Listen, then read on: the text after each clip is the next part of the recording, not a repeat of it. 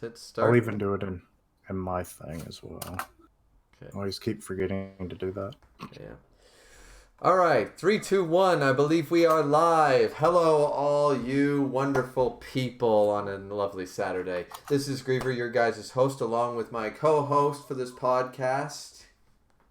But it's not. Oh, It's it's still not? counting down. Really? What? Mm-hmm. Says I'm streaming. Says I'm live. Oh, oh, Huh. and there it goes. Do you want to watch screen? Let's see. Okay, it's good now. Okay, are we good? Yeah, sorry about that. All right, no problem. So, anybody, sorry about that little mix-up. So, hello, ladies and gentlemen. This is Griever, your guys' host, along with my co-host here. Greetings, I'm Kishin Prime. Hello, Kishin. How are you doing today?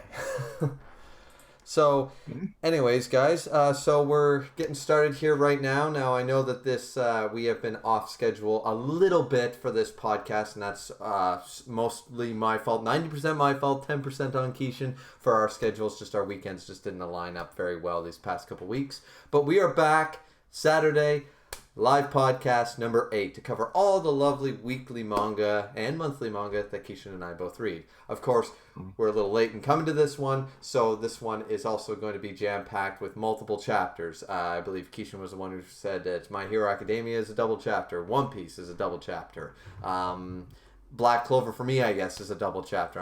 I think Kingdom's okay, isn't it, Kishin? Or did we not cover two chapters there? Okay. No, it should just be. Yeah.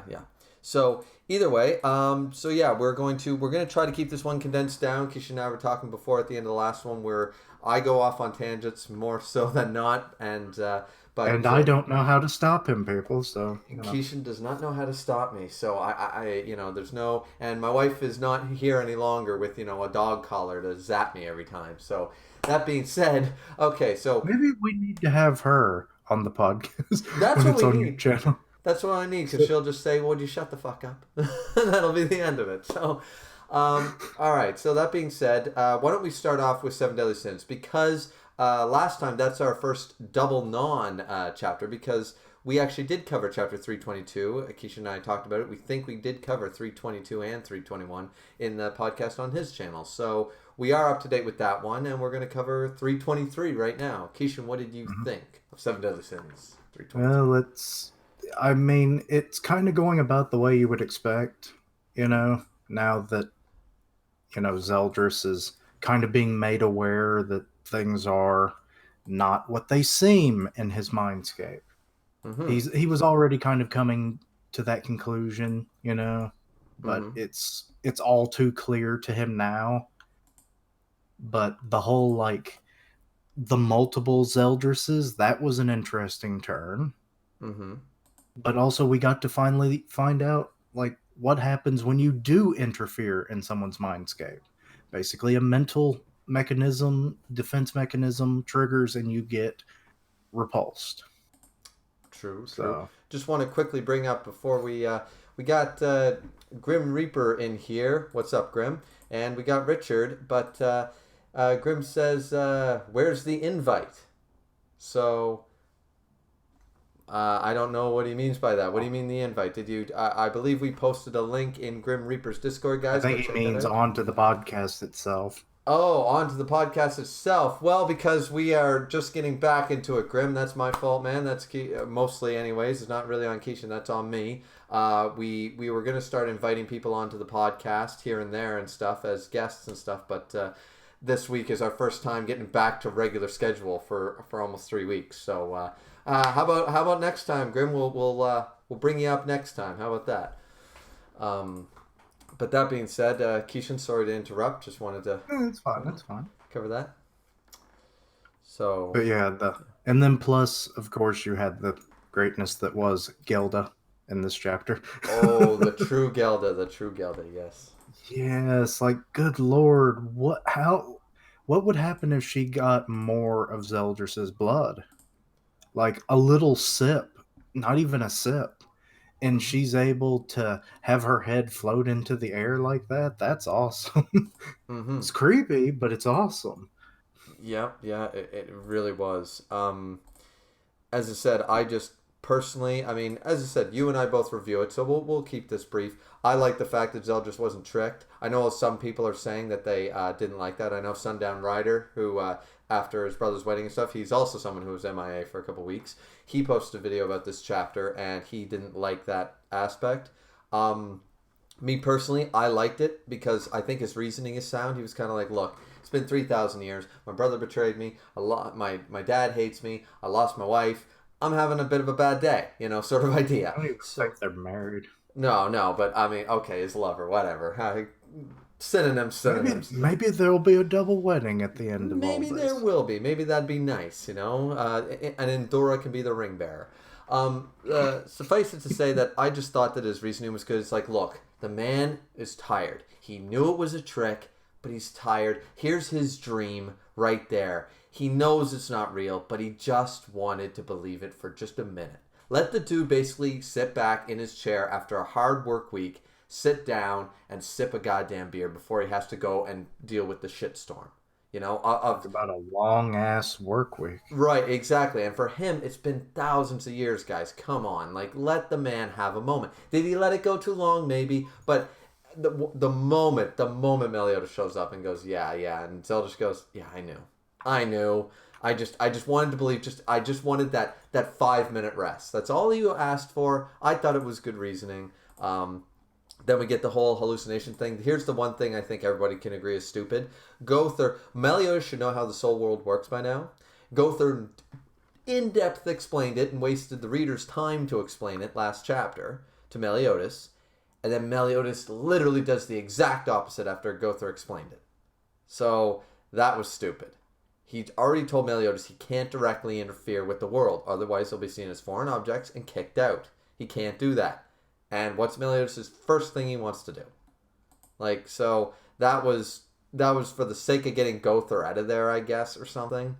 Didn't really care for that. And then I did like the Gelda stuff. I liked it. The whole vampire blood thing makes sense. It's pretty brutal, him ripping the head off. I thought that was something. I actually thought that was the end of her, and I was like, no. It's like... they'll never get together again. I didn't. I always thought it was pretty good. We got Richard in the chat saying he dropped Taizai. He couldn't stick through it because he refused to watch something he didn't enjoy. And that's a fair reasoning, man. That is a fair reasoning. Yeah. But my thing is that I try to stick out through a season or through the arc anyways, and that kind of stuff. And Kishin's the same way and stuff. I mean, with the exception of Naruto, because it was so big I had to read it. Outside of that, I agree. I mean, if you're not enjoying it, then drop it. It's fair. We also have Fanboy here saying, how many chapters do you think we have left? Honestly, people have been asking me that. I don't know about you, Kishin, but people keep asking me, and I'm saying, I don't know, because we got trolled so damn hard by Nakaba and this whole 40 volumes in August stuff, and so I have no idea. There could be a whole nother arc planned, like with the Supreme Deity and stuff at this point. I have no idea. Yeah. So, yeah, after my whole 7 epilogue idea was blown out the window, I can't predict it anymore. No, me neither. Deanne, anyway, to get back to the chapter, because we're trying to move this along, Deanne is being, once again, this entire arc, my most hated main character, because she's once again reduced to the reaction character. It was a cute reaction, though. But that's all she's been doing. I know. So it's annoying. And then we get the Gelda shot is really cool with the rain and her head floating and stuff. She says don't underestimate the regenerative abilities of a vampire, and people are mad about this or something. But I'm sitting there she says, especially in my case, my abilities have been further enhanced through Zeldris' blood. So whether it's the blood she found on the ground, biting the Demon King just now, or maybe she sucked on Zeldris before sort of idea. Think Underworld, people. Watch Underworld. The moment Selene sucked out, spoilers for the second movie that's been out for years, when Selene had the blood of the first immortal, she could walk in the sunlight. She became a daywalker and super strong because you only need to drink it once. So assuming she drank Zeldris' blood before 3,000 years ago, this would make Gelda a super vampire at that case, in my opinion. I'm fine with it. I think it's fine because, as we've known before, in a lot of lore, vampires, you need to stake the heart as well. Cutting off the head isn't necessarily the way to kill him. She's not a zombie. You don't shoot the brain. You got to stake her heart. She basically has become a daywalker at this point because, it's still daytime, and she doesn't have that veil on her. Yeah, she doesn't have that darkness ball. That's true. I didn't even note that in my review. Good catch I'm there, Kishin. thinking after that little bit of blood that she had when she was first shown to be in the general area, I Mm-hmm. think that's when she got just enough power to be able to stay in the sunlight. Fair, fair. Um, the last part is I really liked Gelda like talking trash to the Demon King. I thought that was Oh great. yeah. So I really like that. And then here the brotherly moments. I really like this. They're actually trying to work together in some way. And then Zeldris being like, "Look, man, can you please just tell Gelda something?" Then we get the classic, "Tell her yourself," sort of idea. And then Gelda just rockets in. I'm like, this is cool. This is cool. I'm excited for 324. Knockabout once again wasted the question with something that nobody cares about. And so we got no world building there, but Gelda's flown in. This should be really interesting. I'm going to be curious to see how, if Meliodas can't figure out the hallucination, because as Zeldris says, these aren't illusions of like the Demon King controlling them. These are his subconscious split into multiple different ones. So they are technically Huh. all him in a way, if you want to look at it that way. So it'll be interesting to see how Gelda and Meliodas figure this out. Um, but that's I'm the still going with my original idea that, like, if he remembers what Zeldris looked like when he was bound up before, I think if he finds one that looks virtually identical, that might be the real one. mm-hmm, mm-hmm. Because notice how they're all in different positions. True, true. That Now, is that is entirely possible. I, that would be the easiest way. But then again, Gelda's coming into play, and she'll know the right one right off the bat. So that won't even maybe play a role anymore. It's entirely possible, man. I like the chapter. I like where it's going. I got some complaints about the chapter, but in all honesty, other than Meliodas being stupid, as a standalone chapter, it was fine. There was nothing. I like that Zeldris was proving once again that he's not just going to lay down and die sort of character. Everything was pretty copacetic. I was pretty happy with the chapter, and I'm excited for the next one. So, Same any here, same here. other thoughts, Keishan, on the chapter? Eh, other than the title for the next one being A Promise to My Brother, Yeah, be it is that he'll be reunited with maybe, Gelda, maybe. like what we suspected that he whispered to him all those chapters ago, or is Yeah. it I'm going to allow you to become the Demon King? No, Or, who knows? Yep. Who knows? Richard also says, yeah, she sucked on Zell before, wink wink. And as I also agreed in my review, I said people who are complaining that that little drop of blood wasn't enough to make Gelda great. I'm like, guys, come on, use your damn dirty minds. Combine Twilight, Vampire Diaries, and 50 Shades, and you know exactly what Gelda and Zeldris were up to before all this shit went down. So don't like. Come on, come on. If Bond can get with a lolly, which is kind of gross, I don't think Gelda and Zeldris held back. So, uh, anyways, so what series do you want to do next, Keishan? Yeah, we might as well do One Piece, I imagine. That'd be Sure. the next biggest one we normally do. That'll Yep. be 952 and 953. Okay. 952. What are your thoughts, man? I gotta get refreshed on it because it's been a while. But Okay. mostly, it was a good little reunion, though it didn't quite go the way I initially thought it would for Kawamatsu and Hiyori. Mm-hmm. They've been separated now for 13 years, so Mm-hmm. Mm-hmm. but it was nice to finally find out like how they got separated. It was Hiyori's doing. You know, Yes. Yes. Exactly. she was like, "Hey, I I don't want you to, suffer trying to provide for me, so I'm going to leave you to your own devices. You'd be better off." Absolutely. Then of course Absolutely. there's the bit with Queen trying to get away from Onigashima, but no Yep. one is buying that he's doing it out of duty. He is doing it out of self-preservation. And we don't see King or Jack. We only see Yeah, Queen. weird. So Also, biggest piece of bullshit for that Babanuki. chapter.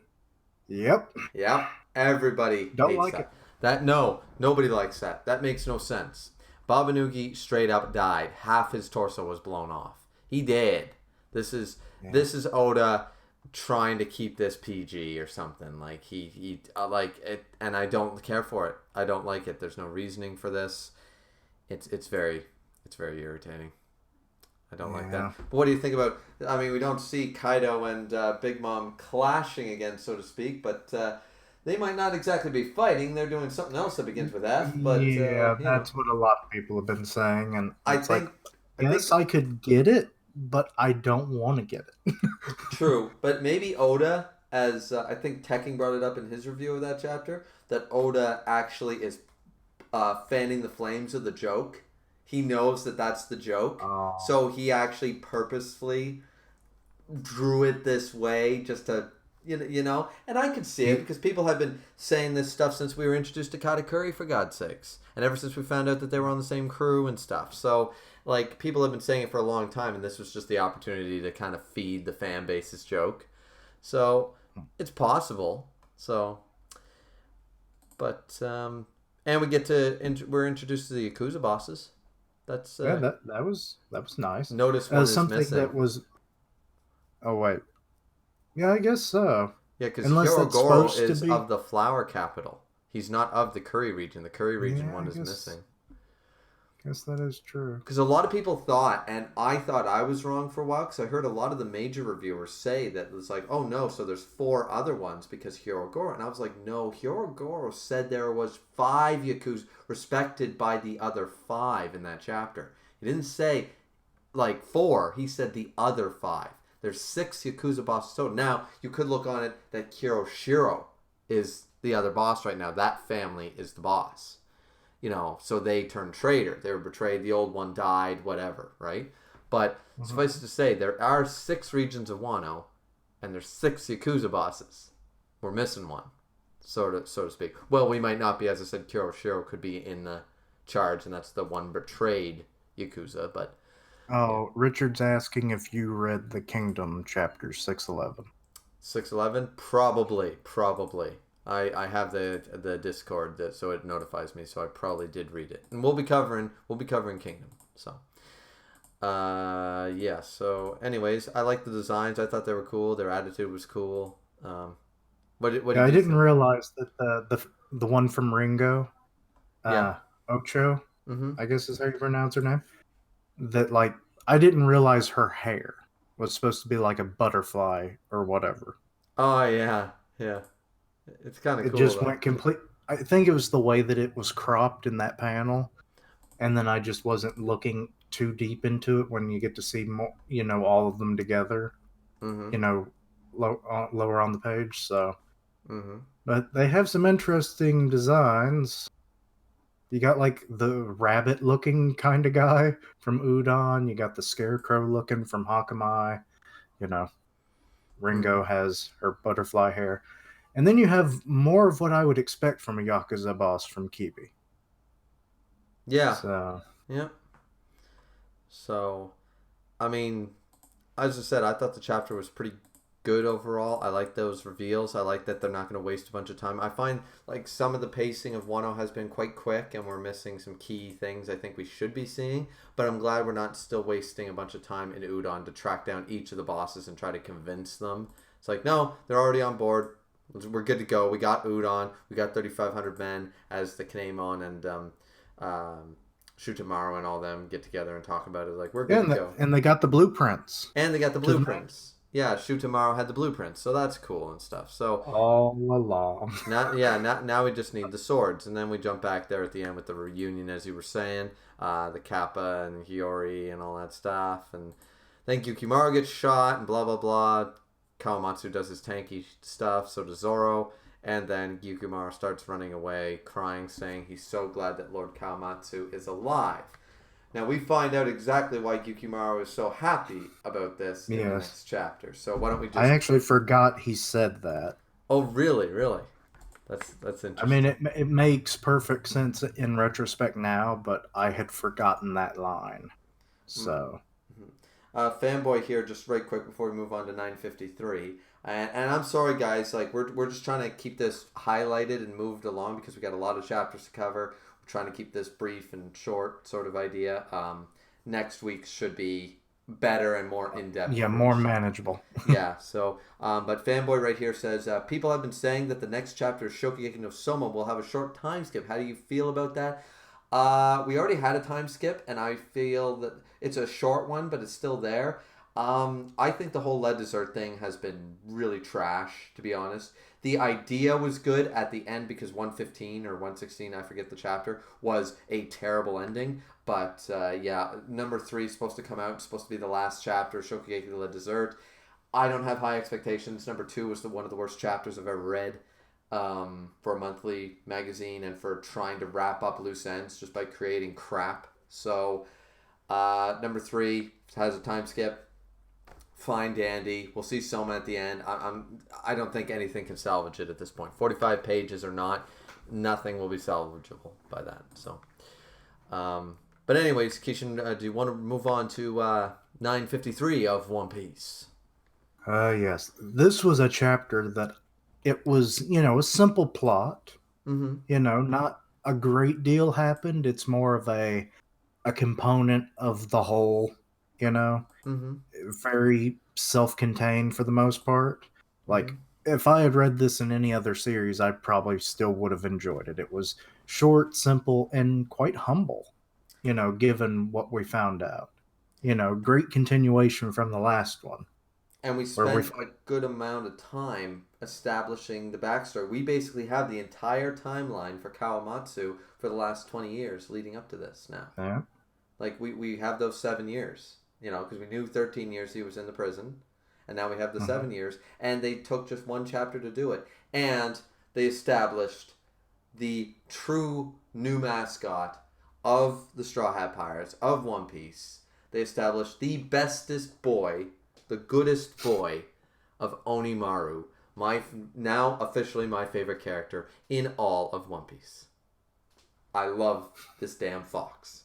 I love this fox. I want this fox as my pet. I love this damn fox. So I'm just saying it. This, if I read an entire mini series, I want the next cover serial to cover. Forget Beige. Supernova be damned. Onimaru is who I want to see. I want to see more Onimaru, and I want him to come back. Alone, he didn't come back, and with Kawamatsu as well. Exactly. So yeah, I love this backstory, as you were saying, that it was humble. It flowed. We got a lot of lore too. Don't you love it when Oda, like, you could establish an entire 300 chapter manga in Wano with the amount of information we're getting about Wano and all the different customs in the regions. You could have made an entire manga in Wano. It's such a versatile thing. I really like it. The lore we get from Ringo, the swords in the ground, and Kawamatsu knowing that he's like dishonoring himself, but he knows he has to do it. Onimaru understanding. The whole backstory is very heart-wrenching. Like, he went there to commit seppuku. He went there to die, Yeah. And instead he found himself a purpose. Onimaru helps him with it. It's just great. We see where the Gyukimaru thing comes from. They find the swords. There's like, oh, we got enough swords to outfit everybody. And he even says there's a bunch of Meito grade swords here too. So yeah, looking at that scene on page 9 of mm-hmm. Manga Stream, Mm-hmm. like, I was like, oh god. And even more so that the architecture kind of stays about the same, even though the regions are different, but it's all the same country. Because, Yeah. like, where that one, I guess it's the palace? Yeah. Like, the way it's built up, like, on the bridge, kinda, Mm-hmm. it reminds me of the capital. It does, because you're going to see the same architecture. It's just going to have slight variations, as you were saying. Because remember that also Japan has done that very much. They have prefects and regions in Japan itself. And Kyoto and Tokyo might look the same on the surface, but you see those subtle differences, So, like, Okinawa is different from, Tokyo and from Kyoto and from, the Oda region. There's a lot of... But I do like that even though it's in such a state of disrepair and covered in snow, you can still see it. Yes, indeed, and it looks. I as you said, I really just enjoy this entire chapter. I actually would be fine if this whole chapter continued with the entire backstory. We got more Onimaru because he's the bestest boy, Oh yeah, And that picture of him on page 10 where yeah, he's smiling. Oh, that was adorable. yes, But he's and what did you I find think? Kawamatsu adorable too. I like his character. I like his design. I think he looks like he would be comforting. I understand why Hiyori would take to him, you know? Like he I looks wish he like had a more defined beak. yeah, a little bit. But as Zoro said, he might actually be a fishman. So, Yeah, that. I don't know. But what did you think about the eternal burial kind of deal? Because it's in this icy region, Mhm. and that anybody that's buried there is basically cryo frozen. You know. Well, it does explain why Ryuma still had some measure of Yeah. skin. Well, that's what I was getting at. Because like it can preserve you for centuries. Mhm. How does anybody live in this place? Yeah, no, it's true. Well, because when you think about it, if you have a snowy region here, like in Canada, if you go up to the tundra and you were to bury something in the snow, the frost level in the snow, once you've buried something, and remember, they don't just bury bodies a foot down, right? Like you've seen the holes they build, Yeah. they dig for graves. So even here, where we have 4 seasons, the frost level for about 6 months of the year is you need a machine to dig it. A shovel would break.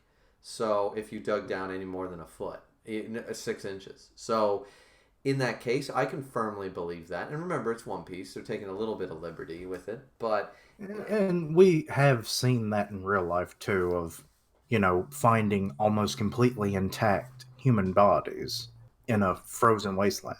exactly, exactly. So, Um, the last part of the chapter, I think we need to talk about the last page. The yes. first half. Enma. Yeah, can we first just talk about the fact that Yukimaru was Onimaru? Uh, Yeah, that came as a shock. That was a shock. I find it interesting because it means that he has that ability. Because he said the chapter, "The Fox of One Disguise." That's okay because kitsunes were known to do that, right? Hmm. And he did that stuff. What I don't understand is like he thinks he almost like fulfilled his duty, and he's walking off like humming to himself, like they have the music symbol there. I'm like, no, no, no, no, no. Why don't you go and reunite with Kawamatsu? That left a hole in my chest. I was like, no, no, no, no, no. Don't give me that tearful 13 years because you always have that thing where like Kawamatsu even said earlier in the chapter, said like, oh no, like Onimaru would be long gone. He probably hates me now. You know, I left him for 13 years. There's no way he'd wait around sort of idea. But he did. And they don't know that. And that tears at me. Well, the sad thing here is with the way that he left Mm-hmm. without ever saying anything to Kawamatsu, Mm-hmm. he could be dying. He Remember, he did. And you know how animals are. Like, you could have a dog for nearly 20 years oh or yeah. a cat for well over a decade. And then, like, one day they disappear once they got old enough. It's because Yes. they didn't want you to see them die. True, but I feel like, and some people were saying it was a spirit or something of him, and the spirit now can rest. But I'm like, I don't see him like fading away in the snow, sort of idea, you know? Like he's walking Yeah. off on all four legs and stuff. We see the blood and stuff, and I get it, but Onimaru was surviving with like for 13 years this way, you know? He's been being Yukimaru. You tell me he was never injured before that, and so I don't know. I don't think Onimaru's dead. I hope he's not because Oda can't do that to me because that would really piss me off. Um, that being If it said, wasn't for his magical nature, that fox would have been long gone. They right, can live only like 2 to 4 years. exactly, exactly. So since we know he's magical, it to me it's fine. It's fine. So, but that being said, yes, the Meito Emma. So they want to return Shusui. We knew this would happen, but we also know that outside the Wadoichi Monji, Zoro was likely to get one of like those two swords. Like he's probably going Yeah, to get at the least one. yeah, and we knew he was going to get one of the supreme grade swords. He had to. Now I'm assuming that Emma, the legendary sword to have been the one to give Kaido his injury, the one that his late Oh, yeah. father. A lot of people are assuming something here too. We know that Orochi apparently uses a two sword style. Whether he actually uses it or not is irrelevant. Um, Yeah. we don't know what Odin used. He could have used a two sword style or a three sword style or something. And we also don't know, like, the way she says it here, anyways, is I'll give you another. A sword my late father gave to me. That doesn't mean it was necessarily Odin's sword. That means Odin had it. Doesn't mean he used it. And it didn't say, and she also didn't say that before Odin died, he scarred Kaido with it. It's only a legendary sword that injured Kaido. Not that Odin did it. Not that Odin was the one. Like, don't get me wrong. If that's the way it is, that's fine. I'm just saying that people are automatically, everyone in the review I watched is assuming that this was Odin's sword and Odin was the one to injure Kaido. Yeah, It's I possible, could but yeah. less than likely. Also, the line of "My late father gave it to me." When the hell would he have had time to do that? Yeah, yeah. So I'm Why thinking it would he was be probably giving a Toki. 6-year-old child a Yeah. sword? I'm thinking that they wanted to hide it from Orochi from getting captured. So, and where is she hiding it? But I'd like to believe that it was given to Toki or something. See, this is what makes me believe it's an heirloom because I assume when Odin was captured and stuff, he had a sword on him. What did he take a non-Meito sword to go fight them? So Hmm. you tell me Kaido and then would just leave a 12 supreme grade sword, and we can assume that Emma, named after the Japanese god of the underworld, is one of the supreme grade swords. Or at the very least, it's got to be one of the same level as Shusui. So I would say that it's more than likely it could have been an heirloom sort of sword or something like that. It wasn't actually Odin's sword. Maybe he did use it. Maybe he didn't. I'm just I'm playing around with a lot of ideas in my head. Don't get me wrong. It's not that I don't like Odin and I don't want him to be a badass. I still believe Odin's alive, for God's sakes. But Oh, I don't. yeah, I'm attacking on the whole Odin's alive theory. But Hmm. that being said, no, I'm very interested to see what this Mado sword looks like, and I'd love to see Zoro have a 12 supreme grade sword and stuff. That one of the Saiteo Wajamono grade swords would be awesome. Yeah. But then that leaves up in the air what happens to what is it called? The one that Luffy had. Oh, the Shodai Katetsu or the Nidai No. Katetsu. Yeah, it's Nita. Nidai Katetsu, yes. The Nidai Katetsu, yeah. Hard to say. Maybe he'll replace his Shoda or Sandai. the Sandai with the Nidai, and then he'll get the because I think we all believe that the Shodai or whatever is with Gandhi, and I then mean, it wouldn't be the first time that Zoro has upgraded, two swords because he needed replacements or whatever. exactly. So, So I don't really see an issue, but that being said, other than any last thoughts, Keishan, let's move on to another series. let's see. What should we do? My hero, I guess? Sure, let's do my hero. Because honestly, I like the outcome. I thought it was cool for as far as 239 goes and stuff. Uh, like the devastation was real. Yeah. Like it was just, and it was there. And Redestro recognizing this, like the whole cutting his legs off thing, that was like smart thinking, but brutal, you know. And just he's like, you know what, this works. He's our leader, and it just all fell into place, you know. I just like to me there wasn't like the panels kind of spoke for themselves, but just the level of destruction. We see Giga there, like recognizing him as the true successor. We see Redestro and him giving him the superpower liberation army is yours to command and all this stuff. And so Legion of Villains. yeah, so everything's just falling into place for him. I think it's really cool. I Um, saw a lot of parallels with Iron Man in the end of that fight. yeah, yeah, I agree. I agree. Um, but it was a good chapter. I'm glad they didn't draw it out too much longer. But I was worried. I'm glad with the next chapter. A little bit of spoiler ahead, jumping ahead a little. But I'm glad that they're still sticking with the following Tomo and all this stuff because I like this section of My Hero a lot more than following Deku and stuff. And I was worried that once this concluded, we'd jump back to the to Class 1A, and I didn't I want to. mean, we still could, We eventually mind you. will. I know it's inevitable, but I've been enjoying this part of My Hero Academia probably more than almost all of the rest of it that I really don't want to. So I'm just dreading that, and I'm just glad that the next chapter proved me wrong. But what did you think of 239, Keishan? I thoroughly enjoyed it. I mean, obviously, like you said, the destruction was on a scale I don't think we've seen since All Might versus uh, All for One, you know? Mm-hmm. So, because that's about what that crater looked like. Yeah, that's true. That's that, that true. that town may not be right for a while, is all I can say. But even more so, like when it goes into the next chapter, they make it seem like it's like no time at all from one chapter to the next.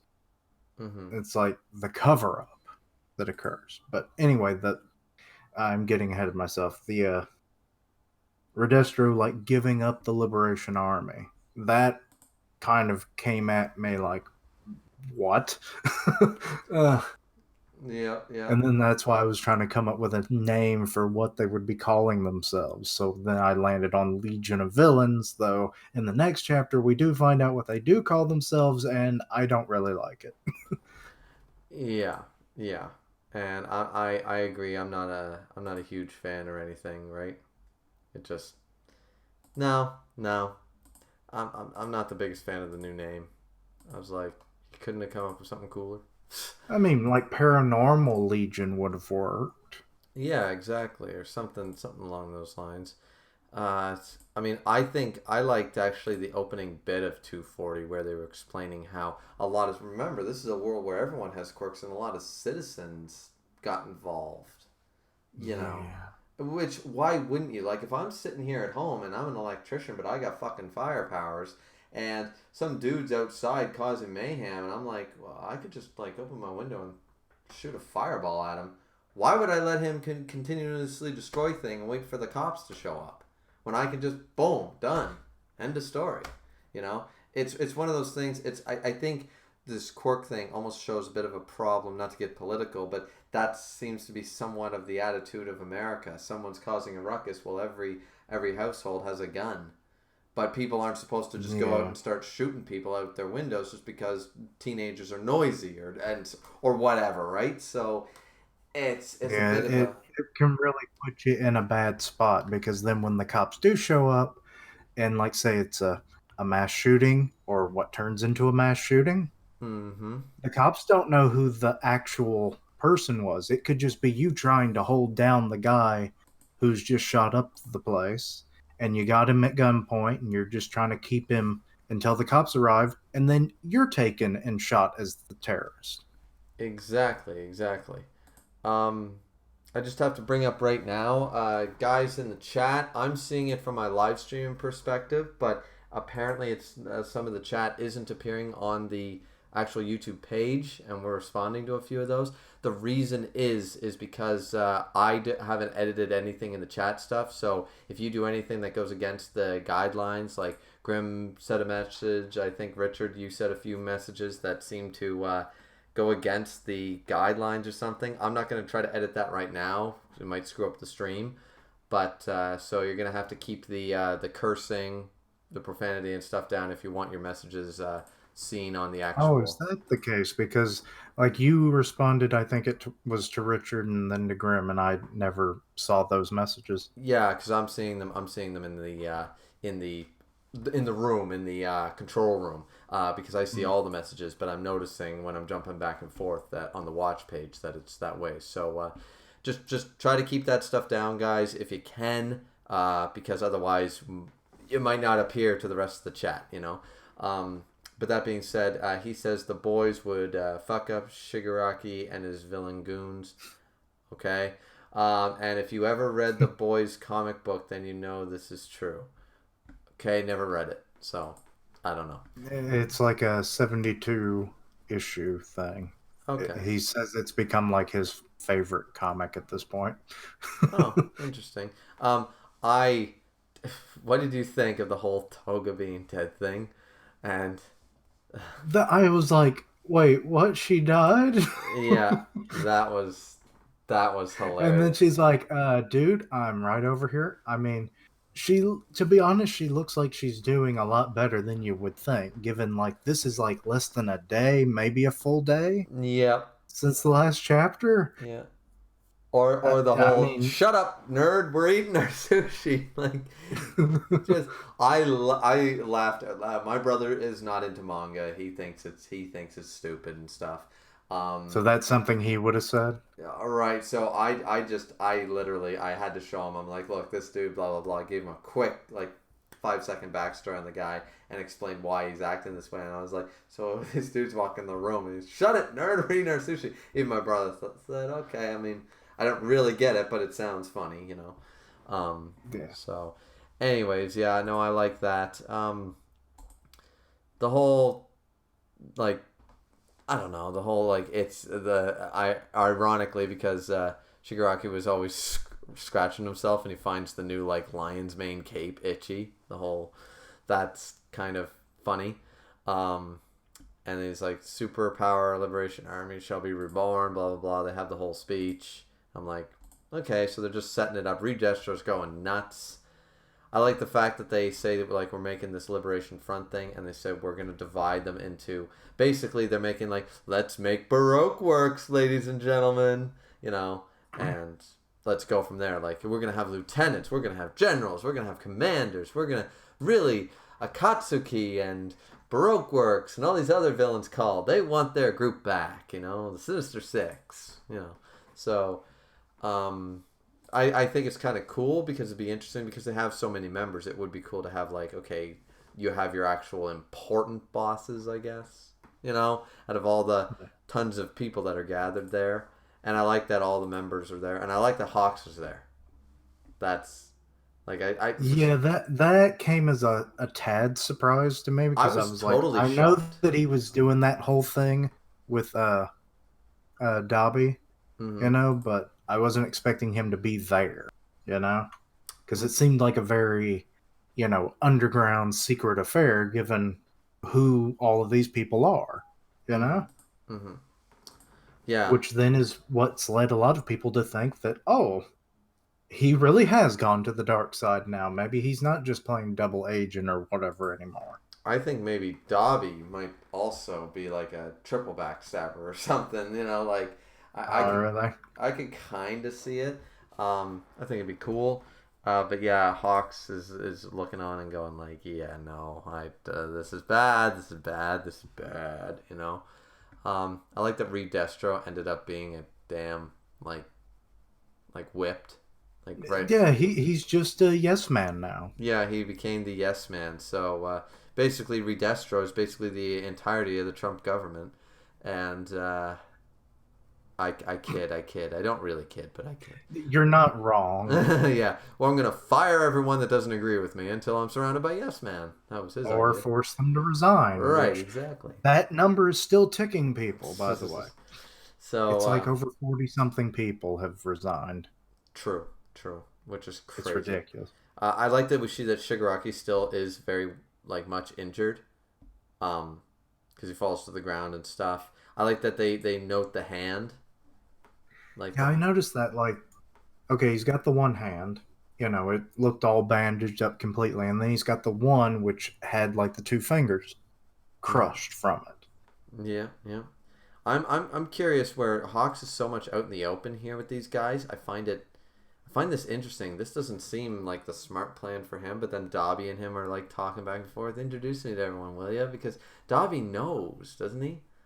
Like he knows that he's a double agent for the other side. I thought, like, or he suspects. So I find this. I don't know. I've kind of gotten a little confused with that whole situation because it, like, came out of nowhere, and then the way that it's kind of worded, and, double agent stuff can be confusing anyway. Mm-hmm. So, I don't know. Yeah. Anyways, any other thoughts on the hero chapters? It was quite simple, really. I'm kind of wondering what this power that Yujiko is going to grant, you Mm. know? Mm-hmm. Mm-hmm. Like it could be some kind of quirk alterations because he makes these nomos. Mm-hmm. So Yeah. it's very possible that he can do genetic research and all that, or he can do biological upgrades of some sort, Mm-hmm. to better accommodate for the natural quirk of a user. Exactly. Very hogback. Yep. With that, or he is just going to say, like, he's just saying that in a vague sense of like, oh, now you have access to all of my technology, all the no moves that I have, they're all yours. Maybe that's what he's referring to. Don't know, or it could be deeper. We'll have to find out. Yeah, pretty much. It's but you're right. It does lead into a little bit of okay, like what's this really gonna mean? So, but yeah. Also, Richard says he doesn't like people like your brother.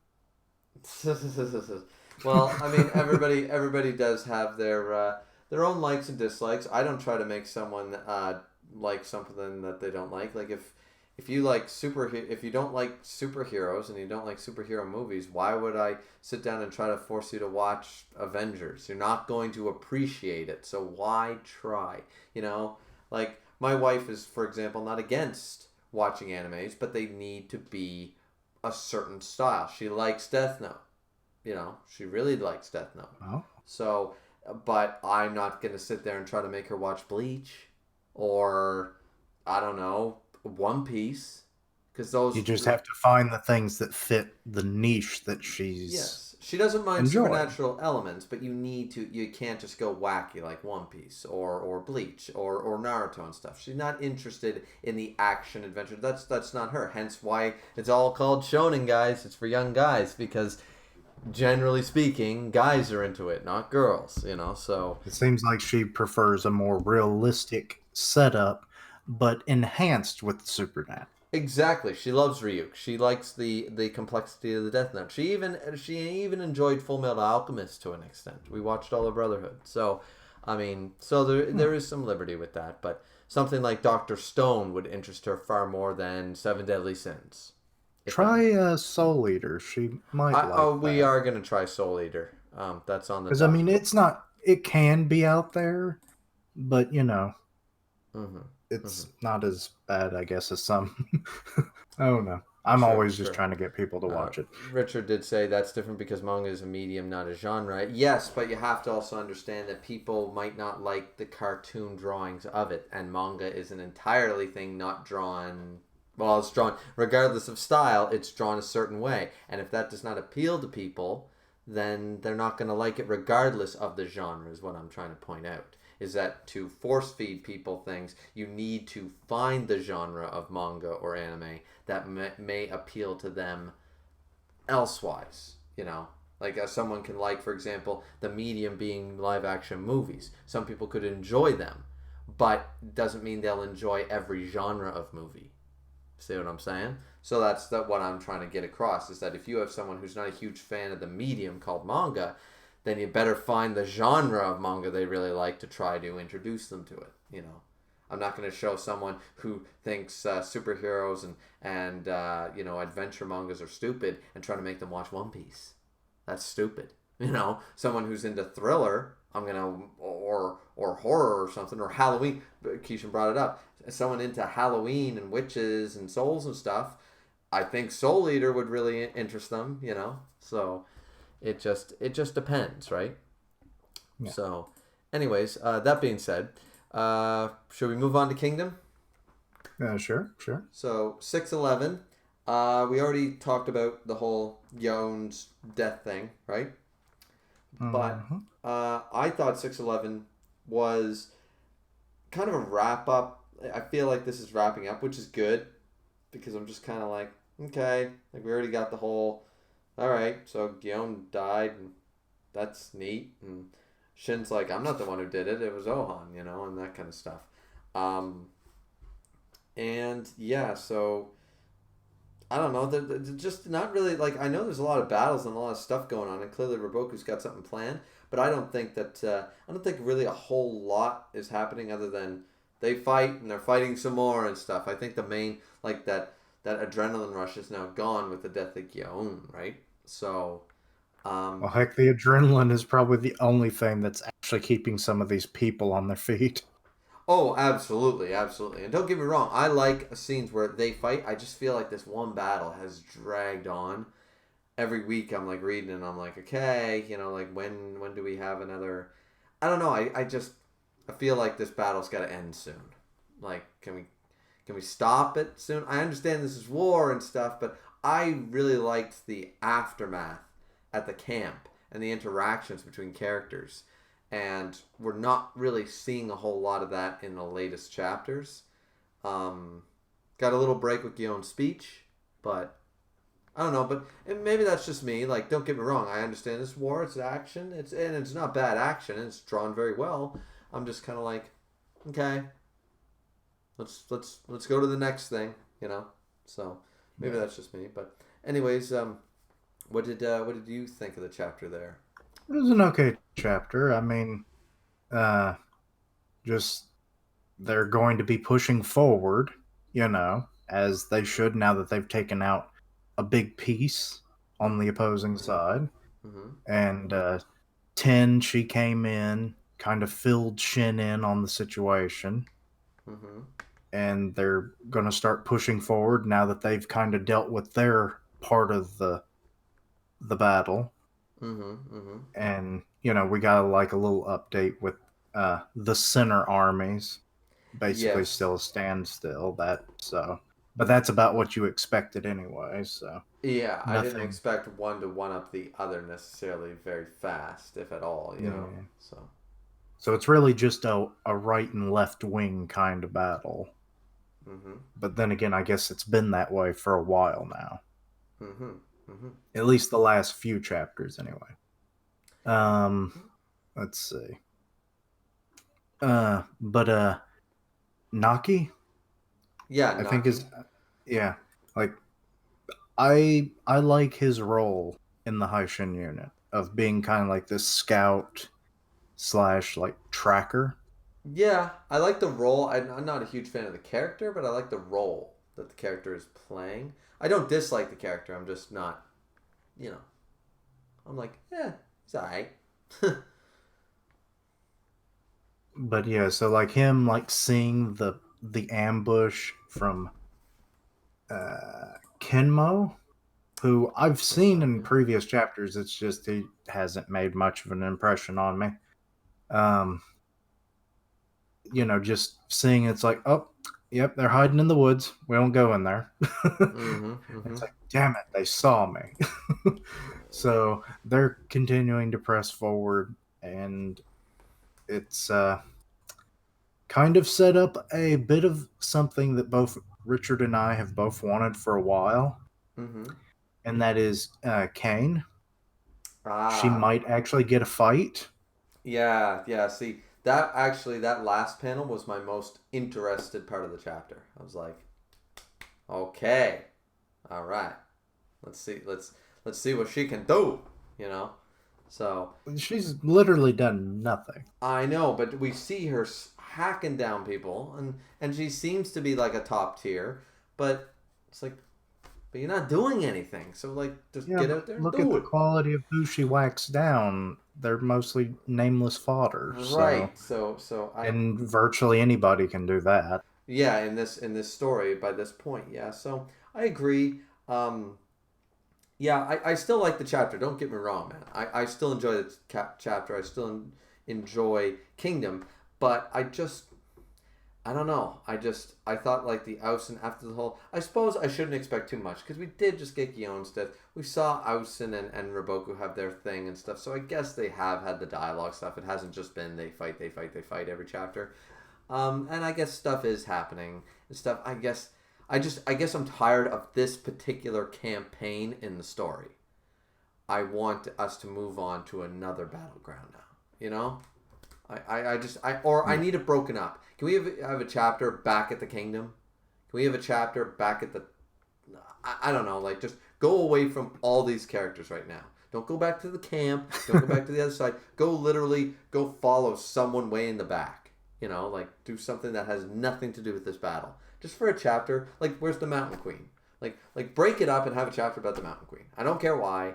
Just It has been a little while since we last saw that. yeah, so that's just maybe that's just me. And as I said, but I didn't mind the chapter. I shouldn't say that. Rich has been saying a lot in the chat, so I'll cover that right quick. Unless you have anything else to say about the chapter. I just happy that Kane actually does something. Agreed. Because I mean, when your highest point that people will remember you for is the one moment where your ass gets knocked off a wall. True, true. You Yeah. know, like I'll always remember that, but that's not a good reason to be remembered. You know. No, no, you don't want to be So remembered as that one guy at work who did that one thing. and plus, just a fangirl to Roboku. So but yeah. So please continue. Yeah. So that being said, we have Richard saying, where were we last left off? This is about the manga thing, saying, yes, I understand it. Proves my point that people shouldn't act like all manga is exactly the same when it's not. It's not about them. I don't believe that people that, as you said, Richard, I don't think that it's about people thinking all manga stories or all mangas are the same. It's that they don't particularly like it. It's like people who don't like comic books or people who don't like TV shows. You know, they would rather watch, or they don't like watching sports. It's simple as that. It's not that they think that baseball and football and hockey are all the same. It's that they don't actually just aren't invested in sports. It's simple as that. They're not invested in the thing. Can you eventually learn to like something? Of course you can. But those people need to decide themselves to become open to it. You can't force someone who is closed off to enjoying a new experience and try to force feed it down their throats. That's all I'm saying. And those people are justified. You're never going to catch me watching certain things, you know, or stuff like that. I'm very open, but I'm also very closed off. I don't play shooter video games. I don't like them. I don't play mobile games. Don't like them. So it's simple stuff like that. And yes, you could argue that that's just one genre of a whole medium once again. But I just think that it's something that, like, I know people that never read a comic book. It's not something that I personally agree with. I think people should try comic books, but if you're not into it, I'm not going to force you, you know. He also says Kingdom 611 was very good in my opinion because it had good pacing and flow. Sure, yeah. Pacing was fine and everything. He also loved the Naki action. I believe Kishin was the one who brought that up. Says you were saying it's dragging, but this chapter actually feels like shit is happening. Shit is always happening in Kingdom. But I don't think it's about that. I feel the entire campaign, this whole one battle, has been dragging, in my opinion. It's not just the chapter. Gnomon was also one of Keishai's men. It was the guy that Shin killed, the one that has Right. like the hair buns. Yes. Okay, that's fine. Kane has been useless besides suck off for Boku.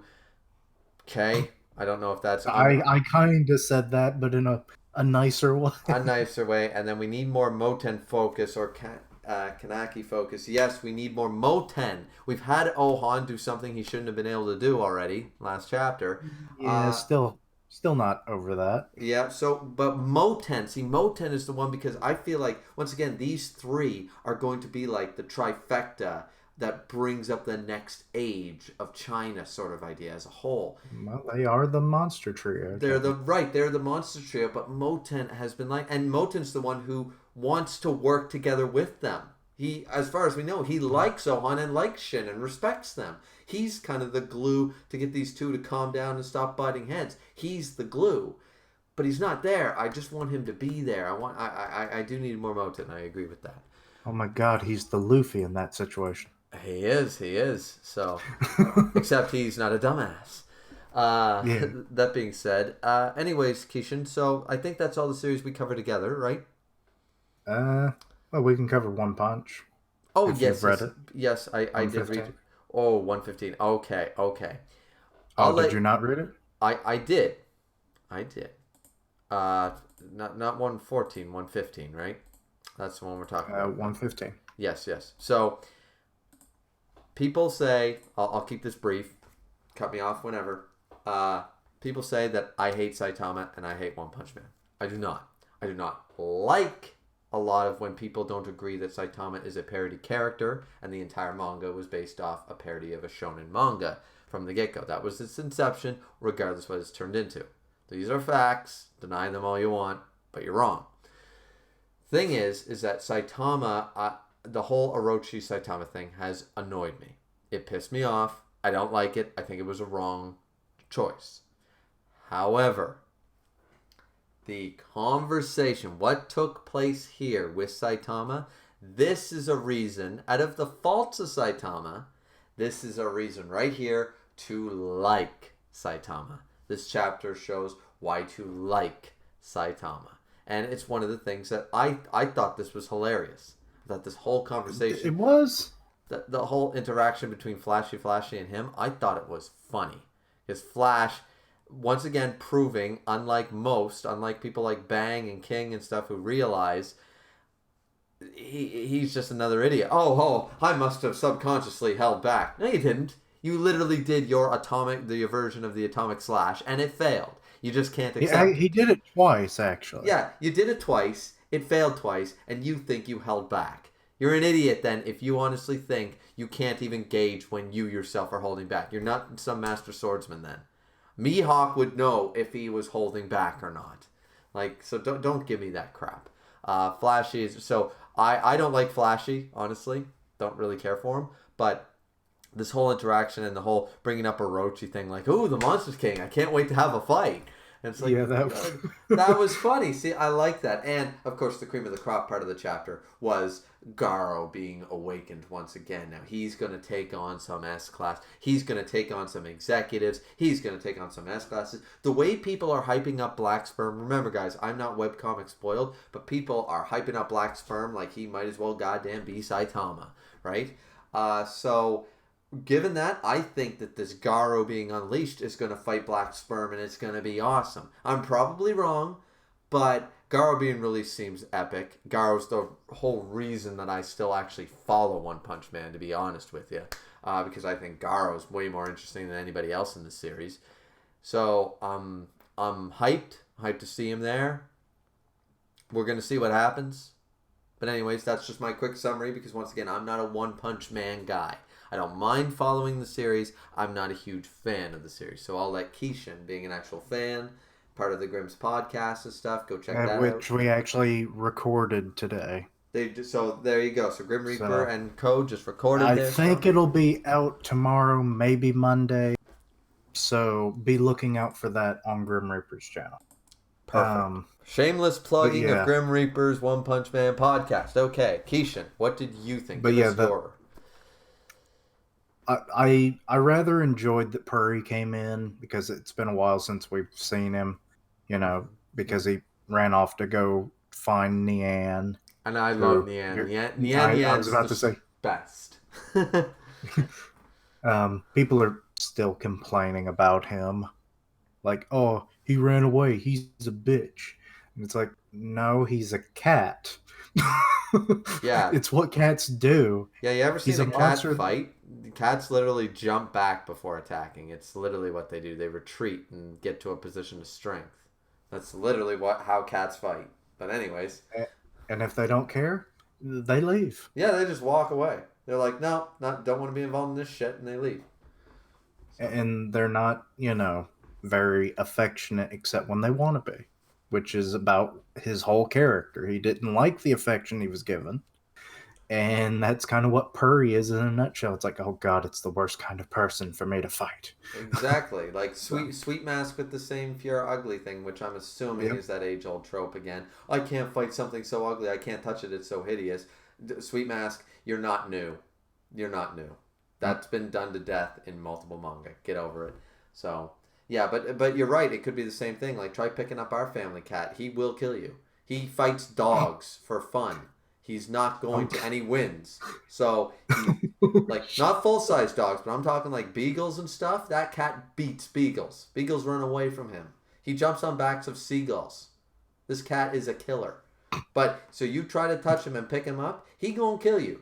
He going straight for that jugular. So I'm just saying that Nian did not want the affection, so he left. That's what cats do. They run away. So, but anyways, yeah. So that being said, what did you think of the Garo stuff, man? What are you thinking here? I really wasn't expecting it. Me neither. I thought it was so cool. It's been almost a year and a half. Wow. Since his last appearance, because I looked it up. It was May of 2018. I can't believe it's been that long since a Garo chapter. No wonder I Right. haven't been liking One Punch Man lately. There's the main character's not there. Well, main character of this arc, we have no idea of where his character is going. You know, I assume he's become way more powerful. I mean, Purry, who just got a few power ups, during his last appearance, Couldn't do shit. was yeah, one hit. Well, actually, it was multiple With hits. bristle armor on. I know, Like which that's kind of a weird thing, and I don't know if I didn't notice it until I was rereading the chapter when he did his little angel crawl, which is where he digs through the ground and stuff. You don't actually see any body hair on him. true, true. But he claimed the bristle armor was up, so I'm gonna assume that he had it on. Well, you can see in the moments right before, True. he gets attacked that it's not there. So it can just kind of activate instinctually. Mm-hmm. Mm-hmm. So that part doesn't bother me. So But yeah, Perry's like got ultra instinct then. no. No, if that was the case he wouldn't be dead. Or That's almost true. dead. That's true too. That's true Which too. really makes you wonder, like, had he not gotten those power ups, he might be dead. Mm-hmm. Mm-hmm. But I yeah, would think like, so. and plus his whole interaction was like, I came to save you. I came all the way here to save you. No, you Mm-hmm. didn't. You just happened to find him. But he Mm-hmm. did recognize him, so I got to give him credit for that. Also, the architecture is continuing to just baffle me down here. Like, who the hell built all this? It cannot be the subterranean people. It's something I've brought up numerous times during the podcast because, like, you would think it would be a simple architecture that would run throughout, but Mm-hmm. like where you see this like four staircases that build up to another staircase, it's like, who designed this? Yeah, honestly. But that's actually based on a real painting or picture. Oh, okay. I did Yeah, not know so that. it does exist. So that was a nice thing. Um, Interesting. Interesting. But yeah, of course, Saitama runs into that monster. It didn't stand a chance. Cool design and all, but when you meet Saitama, you become a pile of mush and blood. Pretty much. Pretty much. I And I also, I hmm, really did like the. As I said, I don't know, man. I just love the interactions with Flashy here with Saitama. I thoroughly I haven't enjoyed Saitama, and according to you, we haven't seen Garo in it over a year. So it's been over a year since I've enjoyed Saitama. Then that's for damn hmm. sure. So this is He's had some moments like this yeah. before. It's just this was more prolonged than what we're typically used to. I think that's why I liked it. It was a full interaction. It wasn't just a one-off line and then he walks away like I got to go get Fair groceries or enough. something. There was, and I like the fact that I was worried for a moment. I this could have went very bad, Keishan. But do you remember when? I suppose I could pull it up, but Flashy basically said like, "You live here. There's strong foes like the S class are down here. This is the monster hideout and stuff."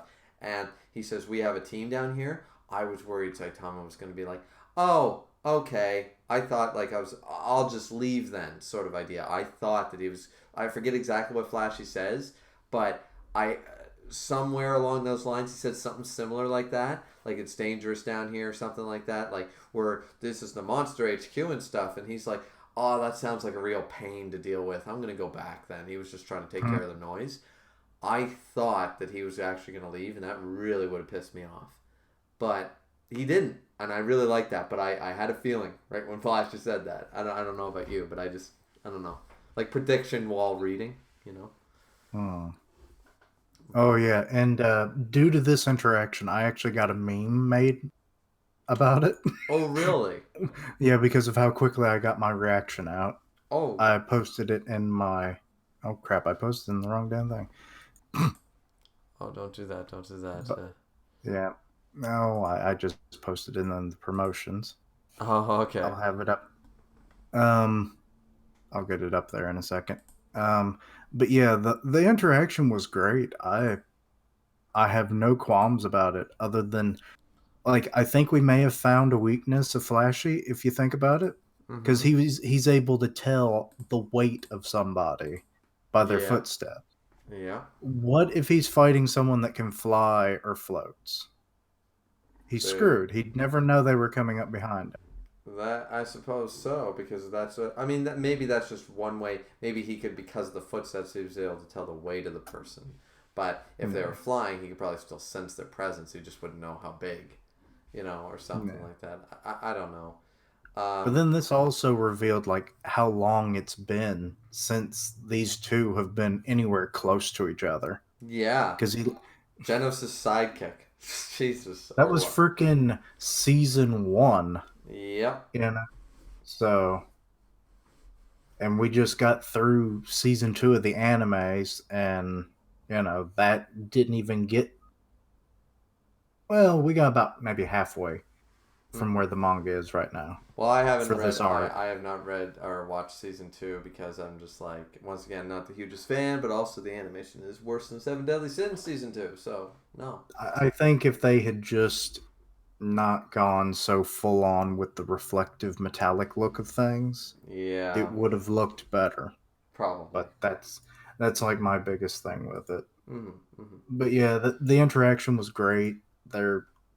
There's nothing you can say is wrong with it other No, it's than very within character of both of them. It makes Flashy look in the same way that Atomic. Like I don't mind Atomic. I'm not like Grim, but nobody's like him. no, nobody's like Grim. But I I find it like I don't respect for some reason. Like I lose a lot of respect for the characters that are really strong and they can't recognize Saitama's strength, or they try to justify it. Even like Flashy, it happened before his own eyes twice. It's not like Yeah. he didn't see Saitama do anything and he can't recognize his strength from like his key presence or whatever you'd want to call it. He literally saw it happen twice and he doesn't believe it. He can't even believe his own eyes. I think he believes it by the end of the chapter, though. Maybe, but it like the fact like third time's a charm. Like, come off of it, man. Like, I lost respect for Flashy right there. I didn't really like yay or nay Flashy, but I was just like, I find like I lose respect when they keep telling Saitama to sit down, and I'm like, this whole manga could be solved if everyone just realized Saitama was as strong as he is. Like every single threat would just be done. So I just that kind of for me takes me. It doesn't take me out of the moment. It just takes me away from that character and fully enjoying that character anymore. That's why I think I like King and Bang and Bomb and them so much. Anybody on the Saitama team, I like. I don't think I dislike a single one of them because they know and they're like, okay, we can still do our thing, but we also know Saitama's right behind us to do shit if we really get into crap. So, I don't know. Maybe I'm just talking out my ass. So, anyways. Eh. But But yeah, it was a nice, fun chapter, you know. yep, So I thoroughly enjoyed it. I yep. was laughing my ass off almost the whole damn time. There you go. There you go. That being said, so I think that's all the manga we follow together, right? Other than Record of Ragnarok. Well, we can do that now. Yeah. Okay. Well, then let's do Record of Ragnarok, And it should chapter it should 20. be pretty fresh in your mind. Yeah, I actually, ladies and gentlemen, like Kishin last time, Kishin didn't realize there was two parts to chapter 19 with the successful death of Poseidon. This time I didn't realize the chapter was out, so right before we started, I did read chapter 20. So, Kishin, would you like to talk about chapter 20? Well, simply put, we continue with the Kojiro victory. People are hyping him up, cheering. He's like, huh, I guess it is nice to win once in a while, you know. Mm-hmm. He feels uh, that niceness. Yeah, yeah. And I think that character is incredible. How they built up, not what's his name, Mushi, Miyamoto or whatever, the one who did perfect the two hand style and all that stuff, and who did end up killing him and stuff. I love the fact that instead of they took this a much different route with this character and said, no, this dude, they took his whole losing thing as a victory. They twisted the character to make it suit in a very interesting way. I just really enjoyed what they did. They didn't take the one in history who's defined as the very strongest. They took someone that went, no, but he challenged all the strongest. You know, I like how they spun it, you know. Yeah, But it was a nice turnaround. it was. And but now that this is the first defeat on the gods' side, the gods are not liking it because they were just kind of like, oh, it's just a fun little game, a joke, as Hmm. Loki kind of put it. They're not going to be playing around next round if they can so help it, As we saw or in from future rounds. with Zeus being all banged up, as we saw, and them discussing it, right? Um, Yes. it's the same thing. They said like we have to acknowledge right now, like let's not let our pride get in the way. Humans are strong. These guys are strong. Like we might have won, but Zeus got his ass kicked. You know, he might have won in the end, but he did get his ass kicked by Adam, right? So, and now Poseidon has been killed. So they need to acknowledge this. And then remember, I think it's Shiva right there in the room is like, oh, Yeah. I'm so fired up, I'm ready to kick ass and stuff. Ironically, that this Shiva is now I'm not really up on my. I think that's Scandinavian. I'm not 100% sure. No, that's Hindu. Hindu, sorry.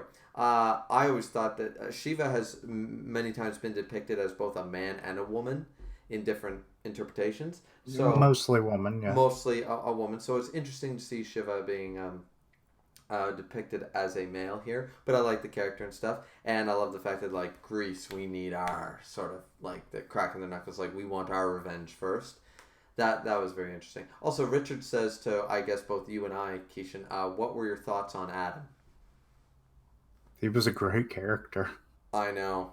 I think Adam should have been kept. Don't get me wrong about the hype of the chapter. I think Adam and Zeus should have won at a stalemate. I think it would have been cool that like his eyes being pushed to the limits, but in the end they both basically bow out. And in the end, I think Adam is so cool. He's one of my favorite characters. Um, Richard's saying he is the best character in the whole series. I don't think he's the best character in the whole series, though I really enjoyed him. I like, I'm so bad with his name. The dude who just won, Kojiro. Kujiro. Yeah, I really like him. I think he's probably currently my favorite character, if not a character that we're going to talk about very soon here, Keishan.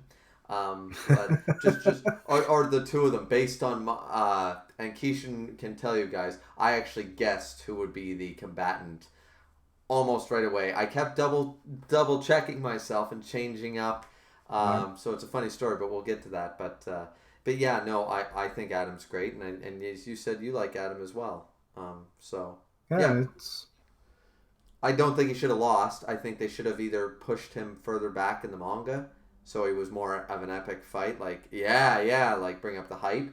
Because the fact that he got killed does annoy me. I think that they should have fought to a stalemate and they both yeah, he lost. And should have either been the first or the last battle for right, humanity. I believe that. That Yeah. that would have been very poetic because it's like, okay, first bout, the first human. Yep. Or it's the last bout and it's the first human. It's like we're ending it where it all began kind of deal. Would have been perfect. It, But yeah, I think so. Or as we're gonna find out, spoiler guys, Hercules is being revealed to be the next combatant. Hercules, Hercules, Exactly. Son of the mountain top, a star is born. So that being said, Hercules being the son of a god or son of God, as far as Zeus is concerned, the Christian god's depiction is actually based off of Zeus. So it would have been even more poetic had Hercules fought Adam. That I think that would have been really cool. The son of God, the son of the Christian god, first male, the first human versus the first demigod or the first, you know, that I think that would have been very poetic as well. So there was a lot of matchups, and you can see what they're doing here. Suffice to say, I think Adam should have been either pushed back or kept alive in some way, a stalemate match, a null and void match, or something. But, anyways, yeah. So Keishan, you were anyway continuing about. yeah, I'm not even sure exactly what I'm saying. Zeus in the room. Shiva was Hindu. Greece is like getting mad and they want revenge because Poseidon was Yeah, killed. I mean, I can understand that, Mm-hmm. but I don't. like the vitriol they have. Like, sure, it's one of their own and everything, but it's Mm-hmm. like he lost fair and square, Mm-hmm. you know? And I'm surprised they're not. Isn't Have we seen Hades yet? We saw I don't Lucifer, think so. but we haven't seen Hades. I'm a little disappointed with the depiction of Lucifer. I would have thought that Christian devil would have been much more powerful than what we saw with Adam and stuff. But um, I like. I think that you would. Don't get me wrong. Hercules, awesome, and I assumed it would be Ares would fight next. But I'm wondering where's Hades at. Because I mean, the three original from Kronos is the three original male gods was Poseidon, Zeus, and Hades, who controlled the three worlds. Hmm. So it stands to reason they've already thrown Zeus and Poseidon out there. Why would you not throw Hades out? Unless Hades isn't really a part of this or something. Well, Hades was never really a fighter. True, true. There is that. I mean, hell, his signature item was a helmet that made him invisible. True, So, true. Um, and he's never, well, he's always been the unlucky, and he just kind of resigned himself. Like, sure, I lost the game. Because they essentially, how they ruled up their domain after taking care of Kronos was basically like either draw like longest of the stick or highest dice roll.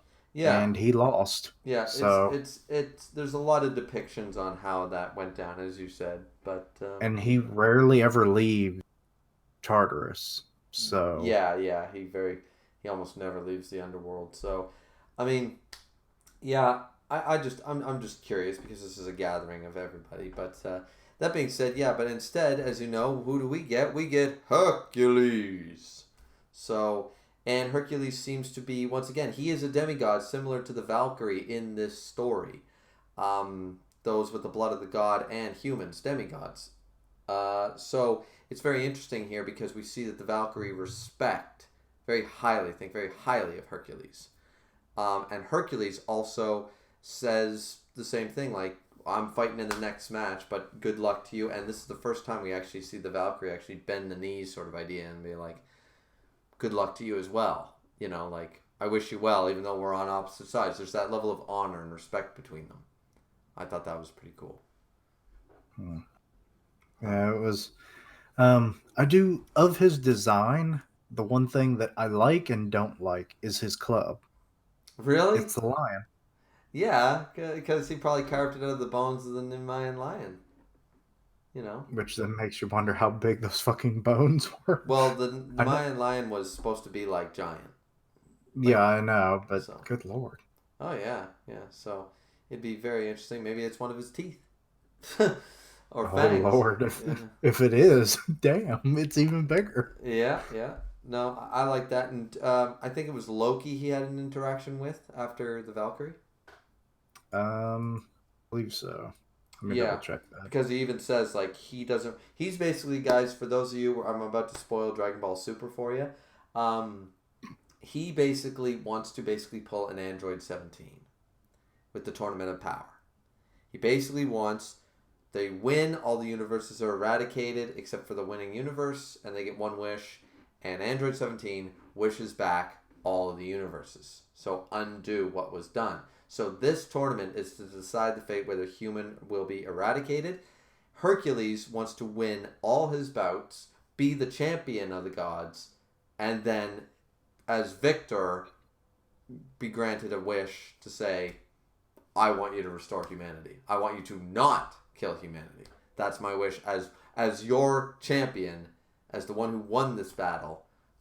That's my wish. So, but I think with the opponent he's going up against, he might actually change his values or virtues or see the darkness in man. So Yeah. this might change because he believes well, and he's probably been watching the matches and stuff. So this should be a very interesting.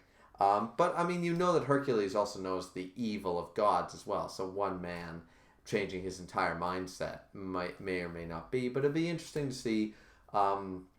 I hope this ends in a stalemate because these two are so cool, and I think I really want to see this go on further. But I already love the character of Hercules. What's your, other than the club thing, what's your impression of Hercules so far? I like him. I mean, the fact that he's trying to do just more roundabout, where everyone can be happy, kind of deal. Mm-hmm. Quotation marks. Mm-hmm. Um, sure, both sides are probably not going to be super happy at the end of the day. Well, humanity might because they will survive, Yeah, but the yeah. but the gods, They'll be. eternal grudge much. Oh, yeah, they will be. They will be. I Um, mean, they'll be biting at the bit for that next 1,000 years where they can call for another record of Ragnarok. Pretty much. So, I'm gonna but be interested to see that. but to bring up something that you mentioned, Mm, like him wanting to win all of his bouts, and we talked about this before we started, but to bring it up to the audience, I don't think it's ever been actually stated that some combatant can actually fight more than one round, and that's he's the kind of thing. opening that possibility. Yes, he seems to be talking as though, and now that we know that there is a victor, like, for example, can Zeus fight in another battle? Is that allowed? We're not explicitly told yes or no. I assumed that they have 8 members on each side. I believe, like, we know that the 8 for the humans have already been picked. I think we Mhm. got the list of the gods. We didn't see them all, but they're doing the same thing. Um, Suffice it to say that this means that, okay, so Kojiro, he won. So if they take out all the other 7 of the humans and Kojiro is still left standing, Kojiro is then up again, or maybe he can fight before they enter another companion. But I was under the impression that until all 8 combatants are defeated on one side, this was a 1v1 until it boils down to that. That's the way I believed it to be true. So someone has to defeat Zeus eventually. That's the way I thought it was. But as Keisha brought up, it might not be. But the way Hercules is talking is that it is. So I really don't know. I I, I um I'm confused on. It's still a little sketchy on the Yeah. actual rules. Like I said, I don't think it was ever brought up, and maybe they'll make it a thing. I mean, it wouldn't be the first tournament we've ever seen where they either made up a rule, changed a rule, bent a rule, something, So, Mhm. Mhm. because like, if Hercules wants to continue to fight after this fight, if he's the winner, who's to say they won't let him keep fighting? Exactly. Exactly. By the sounds of it, he will be. Now, here's this last little part, guys, because we really need to get this moving along Yeah. here. So, as I said before, when Keishan informed me that we were going to be doing this and he told me the chapter was out, I was reading it and I guessed the right time. Let's just reveal it. Jack the Ripper is going up against, with a Guy Fawkes mask on his face, so that kind of screwed me up. But And they're he fighting in London. and they're fighting The in whole London and battle. stuff. And they said 19th century London because the first, before we even saw London, and they said us, what does he say, like the most cruel son of a bitch or something like that. The Valkyrie says, I'm gonna Yeah. pull out the most evil son of a bitch or something like that. And Keishan can tell you guys, this is, I'm not lying, Yeah, I he was telling me as he was reading it, yeah so I I got said, almost a play-by-play. yeah, I did say Jack the Ripper because I tried to think, and then I think I guessed Genghis Khan or Hitler or Adolf, somebody.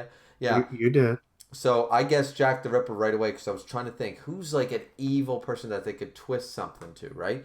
And then it was revealed to be London, and I was like, okay, London. But Keishan was very good because he said London will give it away, but he didn't. When I said Jack the Ripper right away, Keishan didn't make a peep. He didn't. So I'm thinking, okay, maybe Oh, I I didn't get it. tried. I Yeah. almost broke. I'm sitting there going, okay, well, Keishan didn't break, so maybe it's somebody else. So I was going through my mind, but then it was 19th century London. But then he said London gives it away, and I saw Big Ben, and I saw it, and I went, who else? Who else could it be? And I think I brought up somebody else. I brought up the first king of England being Bill the Conqueror. Maybe they could, William the Conqueror, the first king of England of the Anglo-Saxons. I thought that maybe that was a possibility. 1066, Britain became Britain. But Um, that wouldn't really make sense no, because because it's he went 19th way century too. London, right? So, and then the same thing with when he was revealed, we saw his character, and I guessed Jack the Ripper again. And then I saw, or sorry, I guessed Jack the Ripper again is my kind of final answer.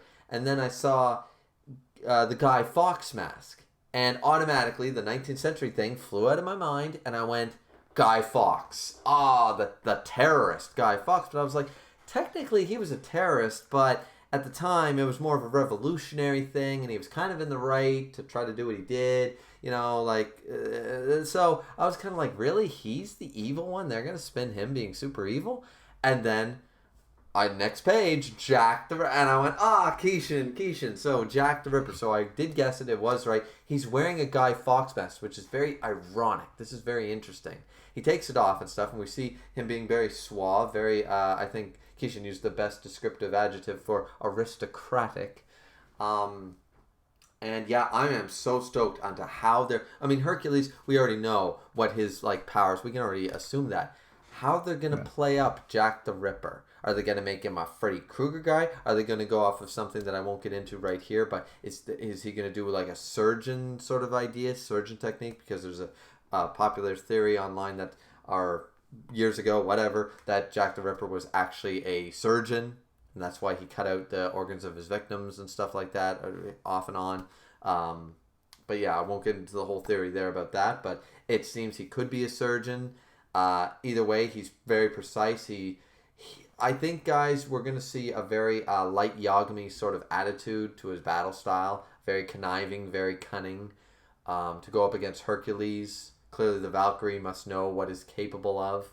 I'm just very intrigued in the same way they have been like with Kojiro and stuff, with the whole like shifting of the loser is actually the strongest swordsman in history sort of idea. I'm curious as to how they're going to spin Jack the Ripper in his story. So, Yeah, um, because this is the first villain human we've dealt with. I mean, So, you could account the Chinese general as kind of well, a I mean, villain. that's just a conqueror being a conqueror, you True, know? true. This is an actual serial killer that was never caught. Probably the most famous, next to I guess the Zodiac killer or someone, as being the serial killer. So, Yeah. it's very interesting. So I'm gonna be interested to see how they spin this. Yeah. Keishan, any other thoughts? Um, Not really, other than their kind, like how each kind of battle, you know, like is kind of illustrated in its own, like v versus V and or X versus X kind of deal. It's justice versus evil. So, Yeah. which is probably when you mention that, like, Hercules may change his values once Mm-hmm. he realizes who his opponent is. Yeah. It's very likely in this one. It's very possible, and it's actually I think the Valkyrie might have made either a has made a very big gamble on that because this is the one god that is actually on their side that wants to save humanity, and she's gonna pressure and push his values to the limit in this way. Mhm. Maybe she has no other choice, but once again, she rubs me the wrong way sometimes too, with her snake like evil tendencies, with the art and everything. Yeah. That being said, Richard says, I think Adam versus Zeus was about the whole father of man versus father of gods thing. Sure, and it was still a really cool matchup. I hope they don't make Hades look like a bitch because he is my favorite Greek god and one of the only nice Greek gods. None of the Greek gods are really nice. That's a bit of a He stretch. married his niece Yeah, after kidnapping her. none of them are really nice. The only real like I guess depending on the depiction, Athena's not that bad, but for the most part, none of them are really that nice. And Dionysus, he's drunk all the time, so he don't know better. Well, Athena, technically, when she was born, she was stabbing the inside of Zeus's head. Yeah, she doesn't like Zeus whatsoever though, and Zeus ain't exactly the nicest dude either. So really, you could say that. Well, I mean, it's just a weird origin story to begin with, but how did True. she end up in his fucking head? True. So, but anyway, so I think that's finally the end of all the ones we cover. So at the very least, because I'm going to have to leave in about half an hour, the stream is going to end. So Keishan and I are going to try to wrap up as many of these of our Yeah. own personal ones as possible. So Kishin, why don't you take it Yeah. away with one of them? I'll do B stars first. Okay. Very simple chapter where it left off, kind of like the whole mob deal with like the cement shoes. You remember that? Yep. Yep. Look at You did tell me that. well the gang, the Shishi Gumi, like they don't like that they're having to kill their old boss Lewis's best friend or friend, but it's kind of how it has to be. They do reveal that they found a weakness of their new boss Melon, Mm-hmm. and Lugosi obviously perks up to this, but it's like, why are you telling me this now? I'm about to die. But he's like, hey, if I can be back here in 30 minutes, Yeah. Yeah. Yeah. it's like, will you tell me? And they're, yeah, sure, bud. And they kick him in the water. Of And course. he just starts sinking and everything. And a giant shark appears. And I mean, this thing is fucking massive. Um, I mean, it looks what I would kind of clarify as maybe a megalith of sorts. Because I mean, Lugosi is like 6 foot something tall. So, and while he's in a seated position, he's still that's not too short, and he could easily fit in this thing's mouth. So, but he starts remembering things to save his own skin. What was Richard saying? Little incest isn't too bad compared to Zeus. Right? Yeah, I I guess. just read that. I just read that, and I'm like, yeah, but just it's one of those things. Me and my friends just discussed this something totally unrelated, but basically it's kind of like just because a villain has a tragic backstory doesn't excuse him for trying to blow up the earth. You can't just Yeah. justify certain things. So the same idea. It's like, yeah, okay, so my brother killed 3 people, so it's okay for me to kill 2. I'm still better. Like two wrongs don't make a right, bud. I'm just saying. I'm just super saying. Three rights make a left. Yeah. Oh, I like that. This left feels right. Anyways, so But yes. but yeah, Lugosi remembers something that his seal friend, I always forget his name and think it's like Zalguan. Okay. Uh, he told him this like sea speak line, which is basically like saying his name and like, "Hi, my name is Lugosi. Basically, I need help," kind of deal. Mm-hmm. And the shark hears him, and it's like, "What? He's so polite." Mm-hmm. It's like, and he can even pick up on the accent that it's from a seal, which apparently they're highly intelligent and they're regarded by other sea animals as like top of the heap. So he's like, huh. So he's pretty nice. I should eat him, so he doesn't suffer. But then Mm-hmm. Lugosi keeps remembering more things, like uh, different things about sea culture, like because they're underwater and seals don't have tear ducts. Like when he cries, it's like the first time he's ever really cried. um, I don't know how he's crying without tear ducts, but he does in this little flashback where they went to a bathhouse and he's rather enjoying himself because when you live underwater, you don't take a bath, right? um, Yeah. but I know weird things happen in these, but anyway, he tells him another line, and he didn't actually tell Lugosi what this line was, but it says, "I'm friends with a spotted seal," and when the shark hears that, he's like, "Oh, that means I gotta help you. Your life is valuable, and your life will help advance the relationship between the land and the sea." Mm-hmm. Which Wow. was a part I did not expect at all. But anyway, the shark helps him back to land, and obviously the gang is like, okay, we'll tell you the secret, kind of deal.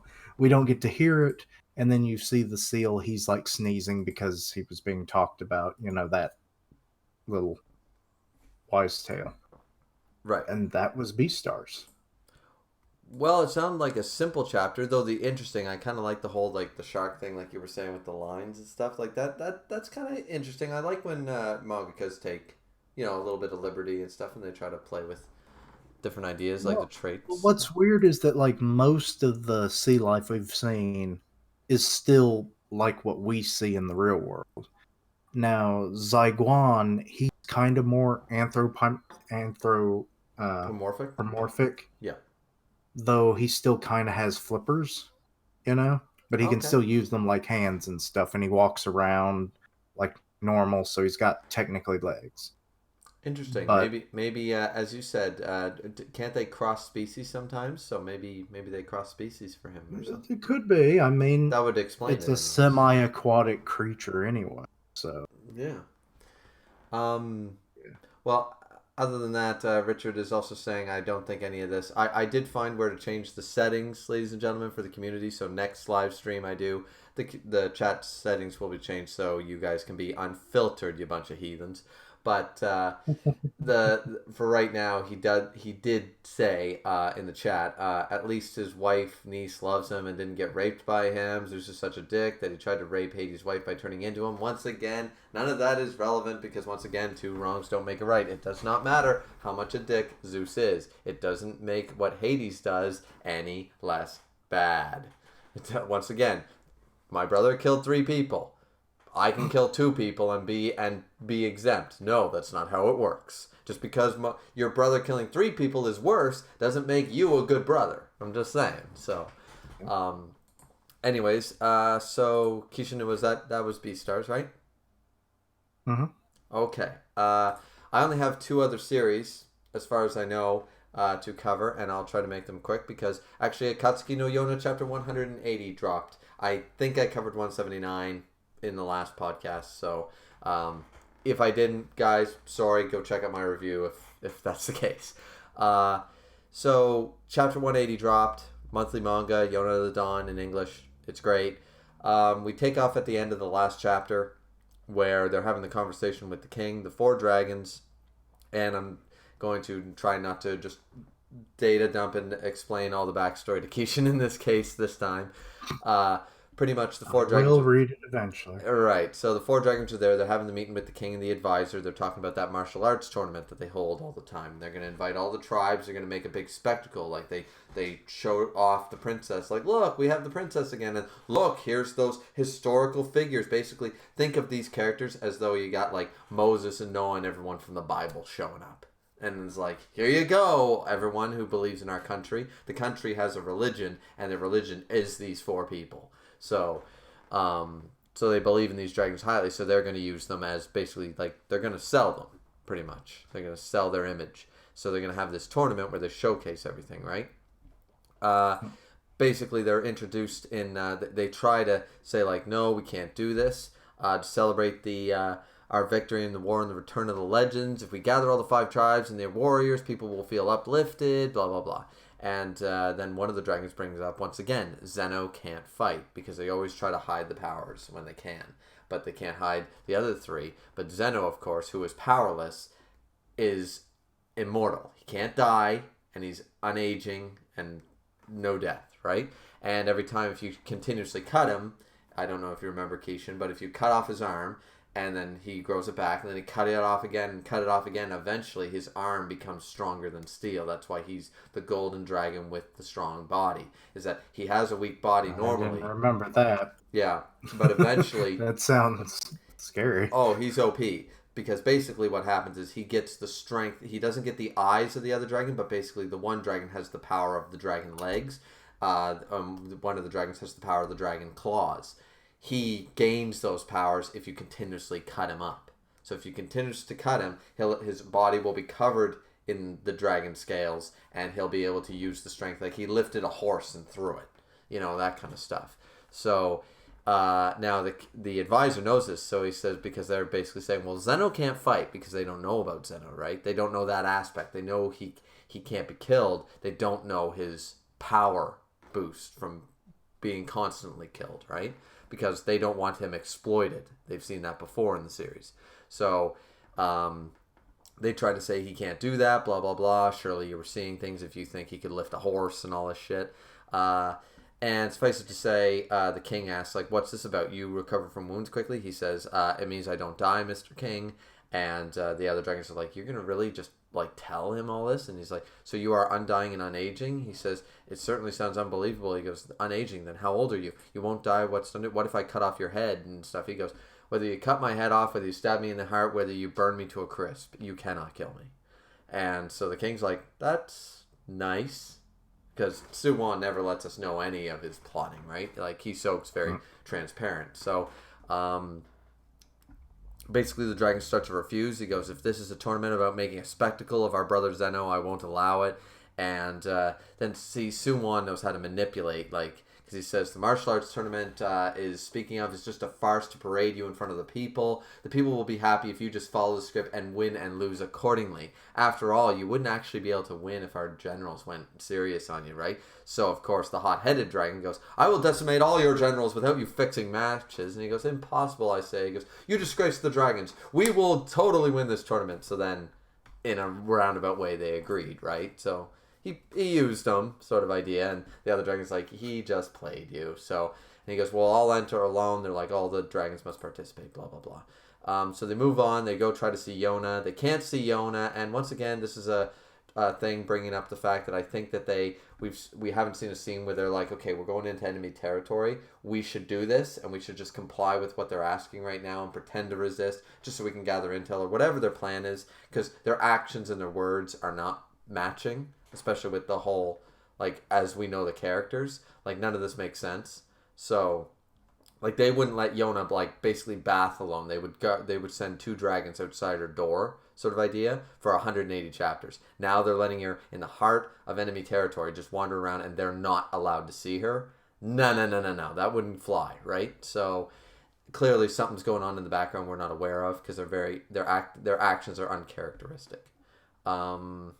So yeah, they basically do that. Zeno gets a little bit herein because he says, I didn't want to force you into the tournament. He says, it'll work out. Actually, you guys starts getting mad. Very uncharacteristic for Zeno, saying, you guys always get too worried about me fighting. I literally can't die. It's 100 times safer for me to fight than you. So no more mother henning, even though I am 2,000 years older than you. And he goes, but no buts, and he smacks him on the head and stuff. And he said, what are you smirking at? And there's like, you're getting mad a lot, Zeno. He goes to the silent one. He's like, yeah, well, you're being a lot more chatty today, so sue me, you know. So he just doesn't have any. So yeah, but they're very worried because Zeno's powers were exploited before, and they got captured because of it, because they saw the undying person. So they're really interested in that stuff. So they're just trying to protect him, sort of idea. We get the princess. She goes back to her old room. She remembers her father, and this is where her father was murdered, so she's really having some flashbacks. One of the attendants that's been on her side is there, the one who helped her escape in chapter 1. You know, they start talking and stuff, and there's nothing, basically rehashing. There's going to be a tournament. The dragons are going to be used and paraded in front of the people. Hawk isn't allowed to enter the castle still, blah, blah, blah. That's pretty much it. You know, it's just a recap letting the princess know. And then we see basically all the tribes, all the main characters leading up to this point, all the 5 tribes, all the warriors, getting the notice that the tournament's going to happen. It's great. Good to see him with Lily and the general of the Earth tribe who just had a baby. General of the Earth tribe, Gento. He's awesome. And then we see Hawk also get the same news saying Lord Hawk will not be participating. The Thunder Beast won't be entering the tournament. Probably because he'd win. Except against Zeno. That would be weird. Hawk versus Zeno. Because Zeno can't die, but Hawk's too strong. So this would be interesting. But that being said, so yeah. But apparently, so these are happening on the fairgrounds. I don't know why I thought that he wouldn't be able to attend the tournament. So clearly the tournament is not directly in the castle. I don't know why I would think it. Like, the castle can't be that big to house, like, the whole kingdom and all the tribes, right? So he's clearly, just because he's not allowed to enter the castle, the guard over Hawk here says that, well, if you want to see it, you won't be participating, but if you and Yon want to see it, we'll arrange seats for you so you can go watch the tournament. So clearly it's at some fairgrounds they're going to be, hosting. The cheering's loud, and already I like this pacing. Like, we're not wasting time because I want to see this stuff happen. Already the tournament's underway. So we just had 1 page of them basically time skipping, seeing everyone get the notice sort of idea. And then boom, we're into tournament has started. and the opening act and the sword dancing and all that stuff because it's a festival, right? So they direct Princess Yona to her seat, and then the Majesty to the seat, and they're both. It's hard to describe, but pretty much there's two chairs there, and as you know, if you ever watch like any Game of Thrones or anything medieval, like the king sits in one pretty chair, and to the left is always the queen. Well, there's two chairs there, and they're basically meeting face to face since this agreement, and they're looking at each other, kind of like, oh, like silent, and Yona and the crowd's cheering because they're like, Your Majesty and Princess Yona, because they love them both and they don't know what's going on. So they're like, what's wrong? Please sit. So Suwon and Yona both know what's going on. So Suwon sits down in his place in the king's chair. And so it says, what's wrong, Princess Yona? He goes, I'm fine standing. And says, we can't allow that. That would look weird, to the people. But then Yona goes, this is, and in her inner monologue, she's like, this is the seat of the queen. I shouldn't be sitting here, right? So he goes, it would be odd for me to sit here. We're merely allies, right? And he's like, oh, that's correct, but you must sit. So, and basically what she fears, to sum it up pretty quickly, what she fears is that the moment she sits there, the whole crowd, wait, Princess Yona is sitting next to the left side of His Majesty. Did they get engaged? This is great. Oh, so the red-haired princess has brought the dragons and has a connection to His Majesty. The return of the legends. A new beginning. The time of King Hiru. Congratulations on your engagement. And the whole crowd goes nuts. Congratulations, shouting congratulations. The moment she sat in that chair, that rumor began. It was just plain as day. And that's why Yona didn't want to sit in the chair. And then they're like, what the heck? That's not what's happening. And then, so they're all sitting there. Hawk is there. So Hawk was invited, and he can see this. So he is close enough to see this happening. And he doesn't look very happy. So that's basically the end of the chapter. It was a really good chapter.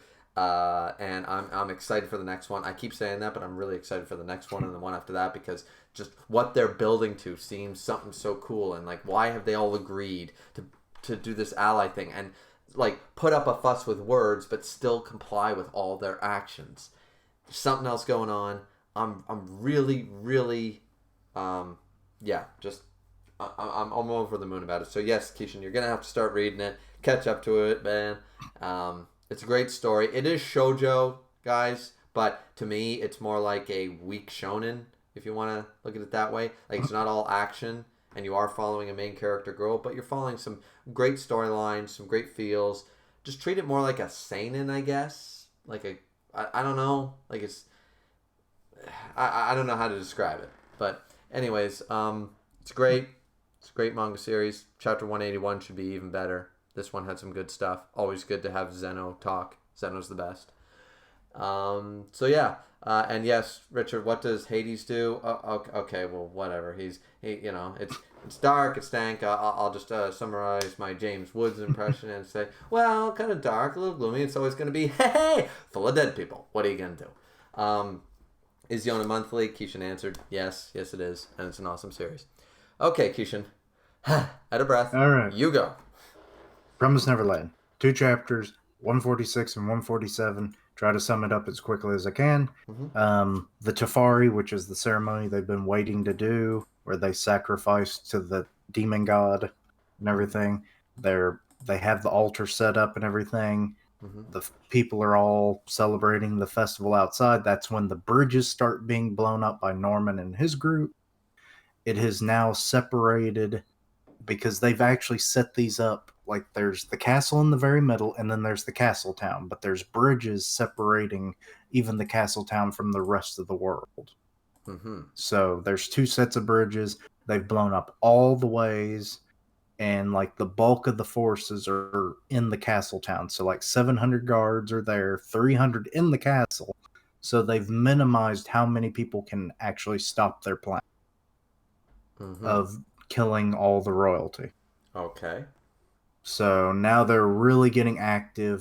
They have the Garan clan, which is the one noble family that had been exiled hundreds of years prior, and they're using them as a big kind of juggernaut force because there's 50 of them.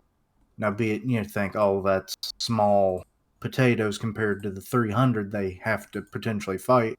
But these are very brutish people. Base for the main thing is once they make it to the Tafari, ceremony room, you find out that the Grand Clan has murdered all of the nobles' families by this Wow. point. Okay.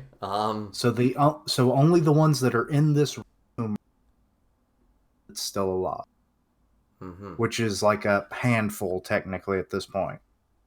And the head of the Grand family, he's there. They're like, "What the hell? What are you doing here?"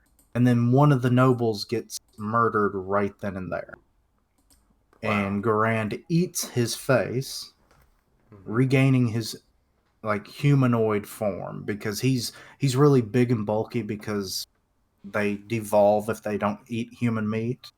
Okay. So he's adapted more of a like whatever they could find kind of form. He's more insect like, Mm-hmm. but he regained his form and he revealed to them that all of the noble families. He starts gnawing on the face. Like I said, he gained this arm back, and one of the nobles who actually likes the guy, Mm-hmm. he's looking at the mask of his wife, and you can tell that he's kind of getting broken up over it. Okay. Because it's like my family's gone, my wife, my children, which then leads into the next chapter where they were attacked or were being watched from the train and initially attacked and everything. Mm-hmm. And yeah, it goes into a flashback 700 years prior. The queen is still the same queen, though some of the nobles, like the Bayon family, which is the one that kind of liked Gran, Mm-hmm. it was his father back then. Okay. And uh, Pupo, which is the one that got eaten by Gran, he's the same. The gnome family, it was a different previous leader, and they're discussing what to do about the famine because they can't keep up with the need of food supplies because Mm-hmm. the farming situation hasn't been fully, fixed, and people are devolving and the outreaches of their world, Mm-hmm. and Garan seems to be the only person that gives a damn. He's like, we should give up a portion of our, you know, Mm-hmm. and that will help them. And the nobility is like, you make a clear point, uh, but we're not doing that. So, and then they just like, we're just going to keep kind of doing the same thing we've been doing up until this point. And yeah, he's just kind of pissed off.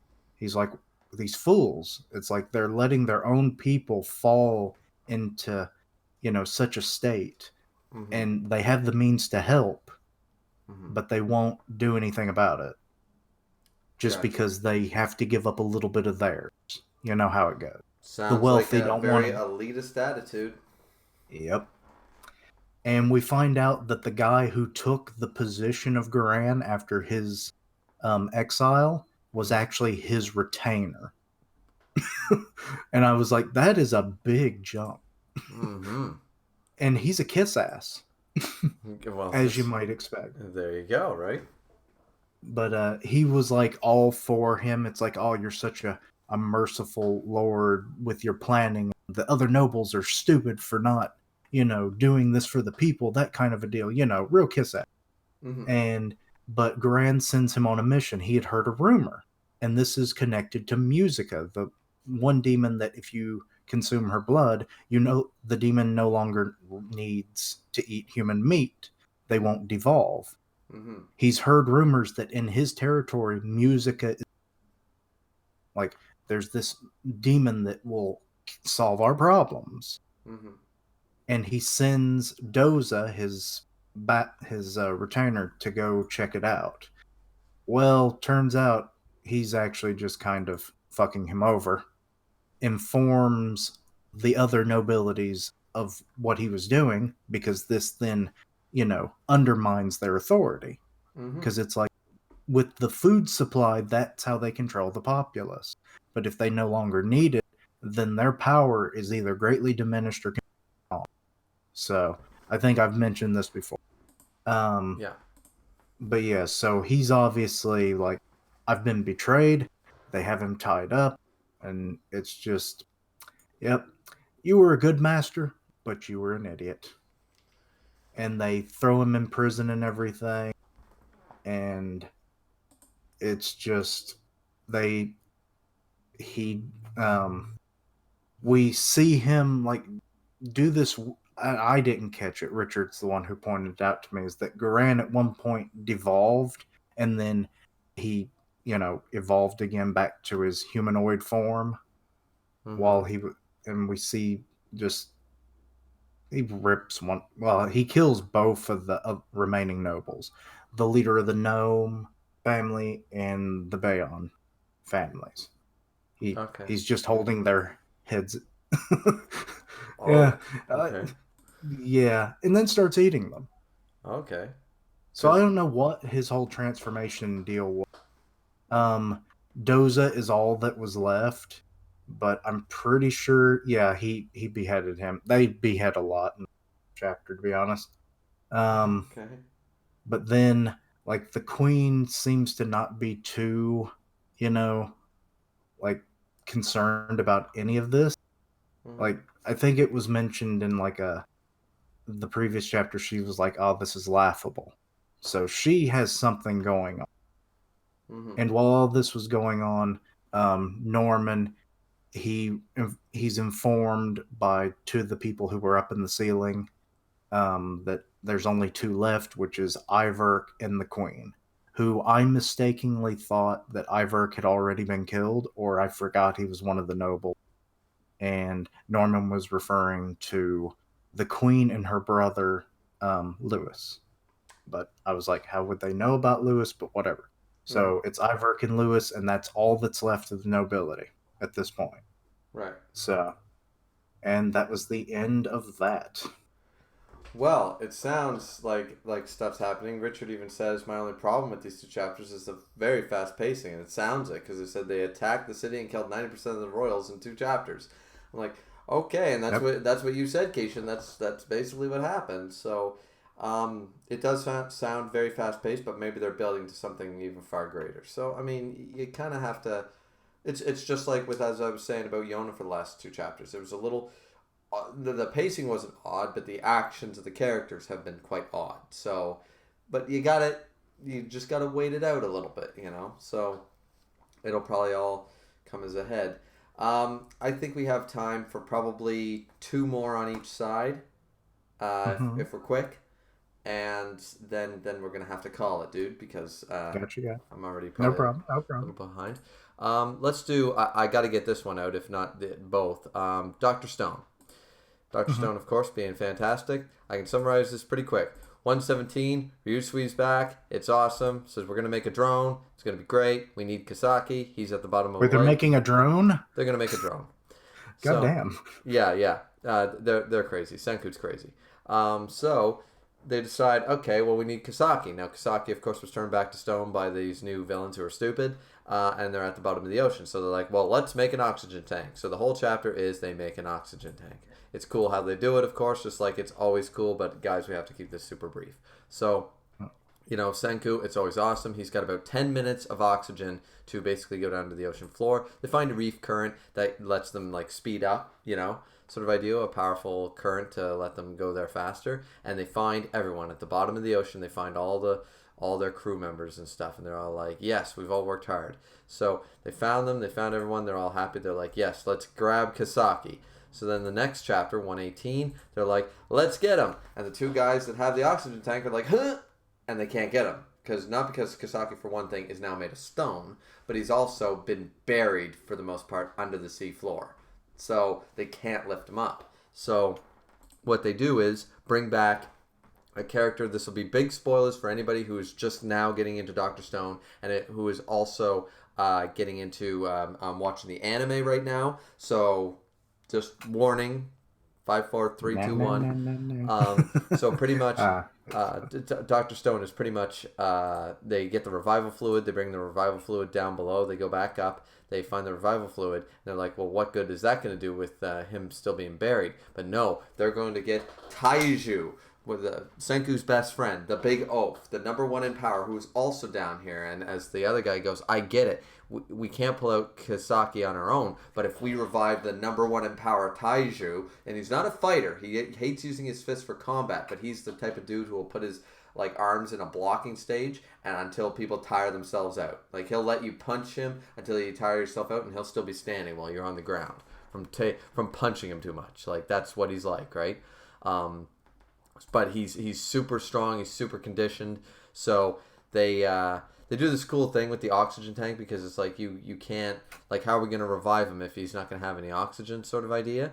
And so Ryusui, of course the captain who was revived 2 chapters ago, he takes off his mask for the oxygen tank and the goggles, puts it on the statue. They use the revival fluid. They put the revival fluid on him. They put it through his thing, and yeah, he's back. Taiju is revived, and I love Taiju. I think he's a great character. So he's back. And then he's like, yeah, baby, I'm back. And then he's like, oh, blah, blah, blah, like, I kind of figured. Yeah, because he's under the ocean. So he's like, okay. So they're like, okay, what are we gonna do? We're gonna need to swap this back and forth to get up there, and then figure it out and stuff. And then friggin' basically, Taiju assesses the situation from what Ryusui and stuff basically tries to show him, sort of idea. And then they have enough, like, he can't talk underwater, but they do enough, like this sign language sort of idea, and he, like, not even sign language, he just basically yells at him, like, bah, and Taiju just looks at him in the eye, gets the plan, and he just sucks in all this air, puts the oxygen tank, surprises Ryusui, back onto Ryusui, and he's like,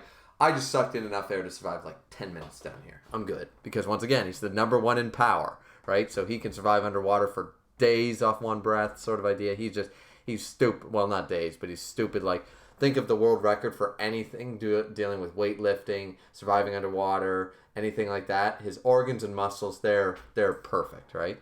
So now it's like, yep, we're going to do this. So they go down, they find Kisaki, and they lift him up, and with Taiju's help, they get him out of the ground, and they come up to the surface to celebrate with Senku and the rest of the crew, going, welcome home, everyone. They've brought up Kisaki, and they'll eventually get everyone else. There's a little, at the last page, there's a bit of reunion. It's short and sweet between Senku and Taiju, because Senku looks down at him and says, about time, you big oaf. And he's like, Senku, so, because they're best friends, right? So, that's really cool, and that's Dr. Stone.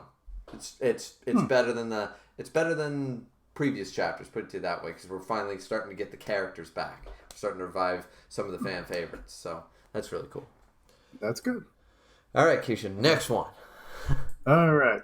Basically, with Chainsaw Man, we're finally getting the assault on that building that has all cement. Mm-hmm. And it's kind of hinted at that they already know that there's zombies down there, so they're kind of already prepared. They send in 4 of their special devils. One is a shark devil that's basically Senor Pink mixed with what's his name? Hody Jones. Really, any fishman. Mm-hmm. He's a shark. He can swim through solid materials. Deal with it. Poison emitting devil, and spider-like devil that looks mostly human, and then a angel devil, which is kind of weird, but devils can be anything. This one has the power to basically just anything it touches, it absorbs the life force from it. Aki was down there helping kill the demon, or the zombies, and then that was the bulk of that chapter. It ends, I think, with I gotta refresh myself. Crap. Yeah. That one girl that killed Himino, it's revealed that her snake devil had consumed we kind of already saw it, but we didn't fully know, I don't think, that her ghost devil can now be used by her. Mm-hmm. And she summons it, and Aki had this relationship with Himino, so this is kind of like, oh god, what's he gonna do kind of deal. Mm-hmm. And the next chapter is like a short bit of their fight. He's doing fairly well, cutting its hands, and we find out the power that he has with his new devil, the tree looking one that has the Mm-hmm. giant eye that wants to, that foresaw his death. Turns out he now has a power with his right eye that he can see a little bit into the future. So he has observation hockey basically now. Well, that's cool. um, that's why he's been able to cut off all the hands and everything. Endless amount of hands. Eventually, they grab him by the throat, and he starts remembering Himeno and their meetings and how she always tried to get him to smoke. And then she found out he was a minor and didn't want to smoke. And she's like, I'll just save this cigarette then. And it's like, when you're grown up, I'll give it back to you when you need it. And the ghost devil gives him the cigarette. And it actually has a message of easy revenge on it. And he Wow. remembers the weakness of this devil. It doesn't have eyes. Basically, what looks like a human face, the Mm-hmm. eyes and mouth are stitched closed. Mm-hmm. It can only sense fear. So Okay. he's able to just like walk all over and just start cutting it to pieces, finishing it off finally. Mm-hmm. And obviously the girl like, okay, Snake, kill him. But Yeah. then Kobine, who's this one girl, I want to say she's the sister of Hockey, but I could be wrong. I keep forgetting about that part. Um, he was asking why she comes up behind her and has like a knife to her throat and everything, and it's like, why are you still with the bureau? And it's Yeah. like, I was about to earn a bonus, and that's how it ends. uh, Okay. Well, I do like the idea with the demon stuff and the whole like he's got observation hockey stuff. The other stuff kind of weird, but I mean, whatever. It works. it's all kind of weird. I mean, Yeah. those demons could literally be anything at this point now. Yeah. Um. Okay. Well, I think we have time each for one more, dude. So All right. Black Clover was a double this week, but once again, like Doctor Stone, really easy to get through it, and unlike Doctor Stone, which is awesome, Black Clover's it's okay. Pretty much they killed the devils and all that stuff. So, and at the end of the last chapter, there's like, Asta, you gonna die. He's like, what? So then we realize why. He basically explains that there is like a magical congress of some sort, right? There's this magical Of congress, course. like a judicial system, think Harry Potter. So that's basically what we got here. And they're basically going to blame, because there's no evidence of the devil, they basically need a scapegoat. They need somebody to put on trial for the crimes. So they're either going to judge all the people that were possessed by the elves, who were possessed by Mhm. elves, but they're not going to believe it, and they're going to kill them all, like execute them for their crimes, for killing people and stuff, or they're going to find a scapegoat, which would be the ones that they blame the devil. So if you bring up the real reason, the devil, they're going to bring up the fact that Asta, it has devil magic. They all saw it. They know he's got a devil. So they're going to say, well, now we got to condemn you. So he's going to be used as a scapegoat. We understand this, blah, blah, blah. And it's kind of like, yeah, they're not really going to have much of a choice. You're going to have to plead your case. We're going to see what happens, pretty much.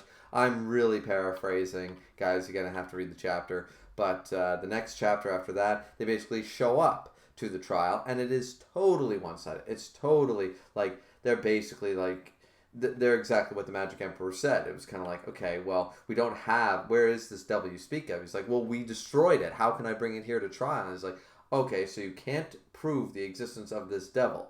So because of that, why are we led to believe about this possession that you claim? So all these people that were possessed, they need to die. And once again, a very elitist attitude with these people, right? They're totally elitist.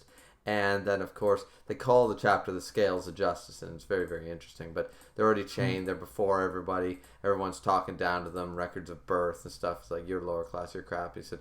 So basically, the judge goes up to Asta and says, "You have one of two outcomes: either you will be judged as a devil and die, or it would be the magic knights that were all corrupted will be shouldering the dishonor of this crime. So they'll either be ousted or they'll die."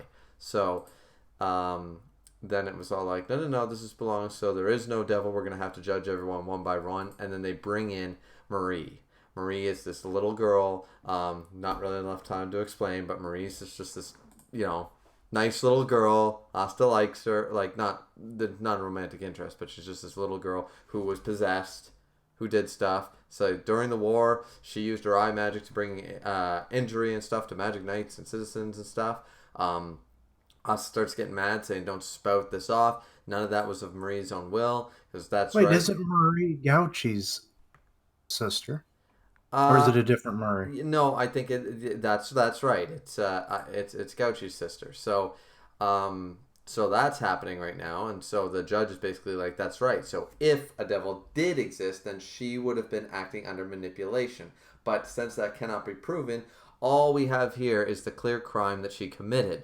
Therefore, she must be judged in the name of justice." See how they're corrupting this whole court thing?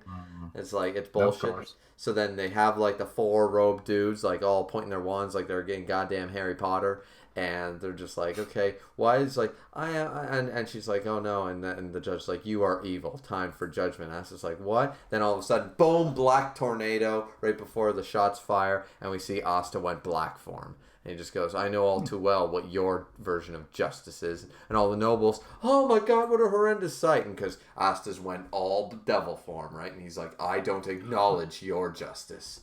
And he saved Marie. So now the judge has every right. See, that's what they were waiting for. They were trying to push Asta into revealing that he has devil in front of the committee. Yeah, that gives them their evidence. Yeah. So then he says, we will never see eye to eye, not with the likes of a devil. And that's basically the end of the chapter. But I thought that was a highlight of Asta's character. Like, Asta's going along with this whole farce up until they were going to kill a little girl. Then he's like, nope, I'm going to kill all of you if you try that again. You know, I don't give a shit. So that showed us some, like, even Naruto, well, not really, but even main characters as bad as Naruto sometimes have these moments where you're just like, yeah, that was badass. And that was a badass hype moment for Asta. Asta was just like, nope, no. So that was really cool, but that was Black Clover the last 2 weeks. So anyways, Kishin, one more series to tie us off, and then we'll be ending the stream, ladies and gentlemen. Alrighty. I'll cut past Fire Brigade. It was a good chapter. I'll cut past Dragon Ball Super. It was okay. Boruto, I know you don't care to hear about it, so not going to worry about it. It's fine. Decent. It was a good tag team chapter between Naruto and Sasuke against the shrinking Jigen. And then, but Dungeon Food, Okay. that series I recommended you to read. Yes. You remember the bicorn that happened to... Yes. Well, we find out what happened after they cut the thing's head off. Okay. Basically, they got the main guy, Laius, he got attacked by a headless knight. Okay. And he was knocked out. He had like a bit of a flashback of how him and the what is her name? Marcella? Or Marcel? She's the elf, like, magic user of their party. How her and his sister, they went to the same magic school and everything, all that stuff, and how they met, and how him and Marcel first met, and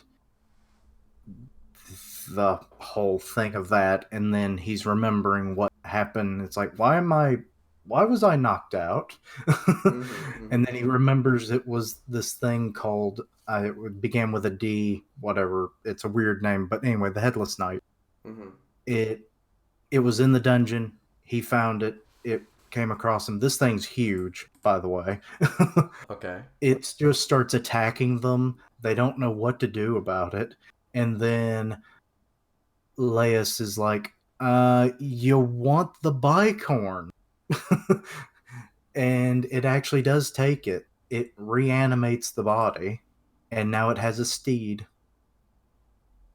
Well, yeah. Okay. And then they eat the head. They made a soup out of it.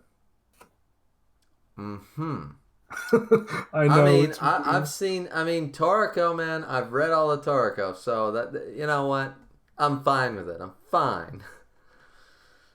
We've seen some weird shit in Toriko too. Yeah. But it does sound. It sounds funny. It just does. Like you couldn't make theories in a series like that. You know. Because you'd constantly be into that situation where you'd be like, okay, well, I think this, and then it's like totally. It's like with One Piece, like, oh, like even the premise of One Piece, I got a rubber fruit. Like, Your main character's power is he's rubber. Really? Like, out of all the cool devil fruits, even within that world, the main character is a rubber man. Like, nobody would do that. You got to give your main character the cool ability, you know? And it's like, so. I mean, it is pretty cool the way he uses Oh, it. the way he uses it, but when it was first introduced, we didn't exactly have Gear Fourth and hockey and stuff at the beginning either, right? So, I've always liked stretching powers, so it never bothered me. oh, that's true. And I mean, with Mr. Fantastic, um, but anyways, so. But yeah, Kishin, if that's everything, sorry to Kishin and sorry to the chat and everybody to cut this really short. But, well, I suppose we've been going for over 2 hours, so not really that short. But I have to get going anyways, so next week we'll be back to regular schedule, I believe, so that'll be really good. Check out Kishin Prime's channel, of course. Check out my content and all that good stuff. Number 9 podcast will be over on Kishin Prime's channel once again. So hopefully I won't have too many internet problems, but we will see. We will see. So this one is actually a pretty good size, 2 minutes or 2 hours, about 20 minutes ish. So that seems pretty good actually, Kishin. And we were covering double ones. So thankfully this is a double one. But it just goes to show you that we can use the same amount of time to talk about single chapters in these podcasts and not go crazy. So we'll be trying to keep it probably around this, I'd say about this time length, Kishin, for future ones if we can. Yeah, we did pretty good, I have to say. Yeah, I thought we did too. So, but that being said, yeah, ladies and gentlemen, so, I mean, I do, Shogeki no Soma is over, but I do 7 Deadly Sins, I do One Piece content, I do Katsuki no Yona, I do random ones, trying to find a new niche in a weekly series, and I've been getting into a little live streaming, and I always do a little bit of gaming. So, yeah, that's my kind of content. If you like it, subscribe, and all that good stuff. Kishin himself, you can promote your shit. I do all the series that I talked about in this. One Piece, My Hero, 7 Deadly Sins, that kind of stuff. I also do gaming content 3 days a week. Sadly, I can't stream as well as I used to, but I still try to get a stream length video out on the regular days, Tuesdays, Thursdays, Saturdays. There we go. So don't forget to like, subscribe, comment to both of our channels. Hit those bell notifications.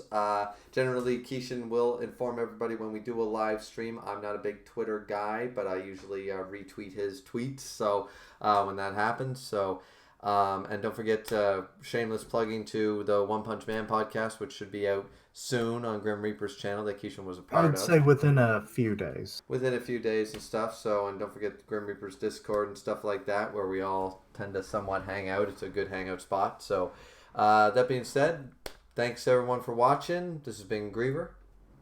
And this has been Kishin. All right, we'll see y'all next time.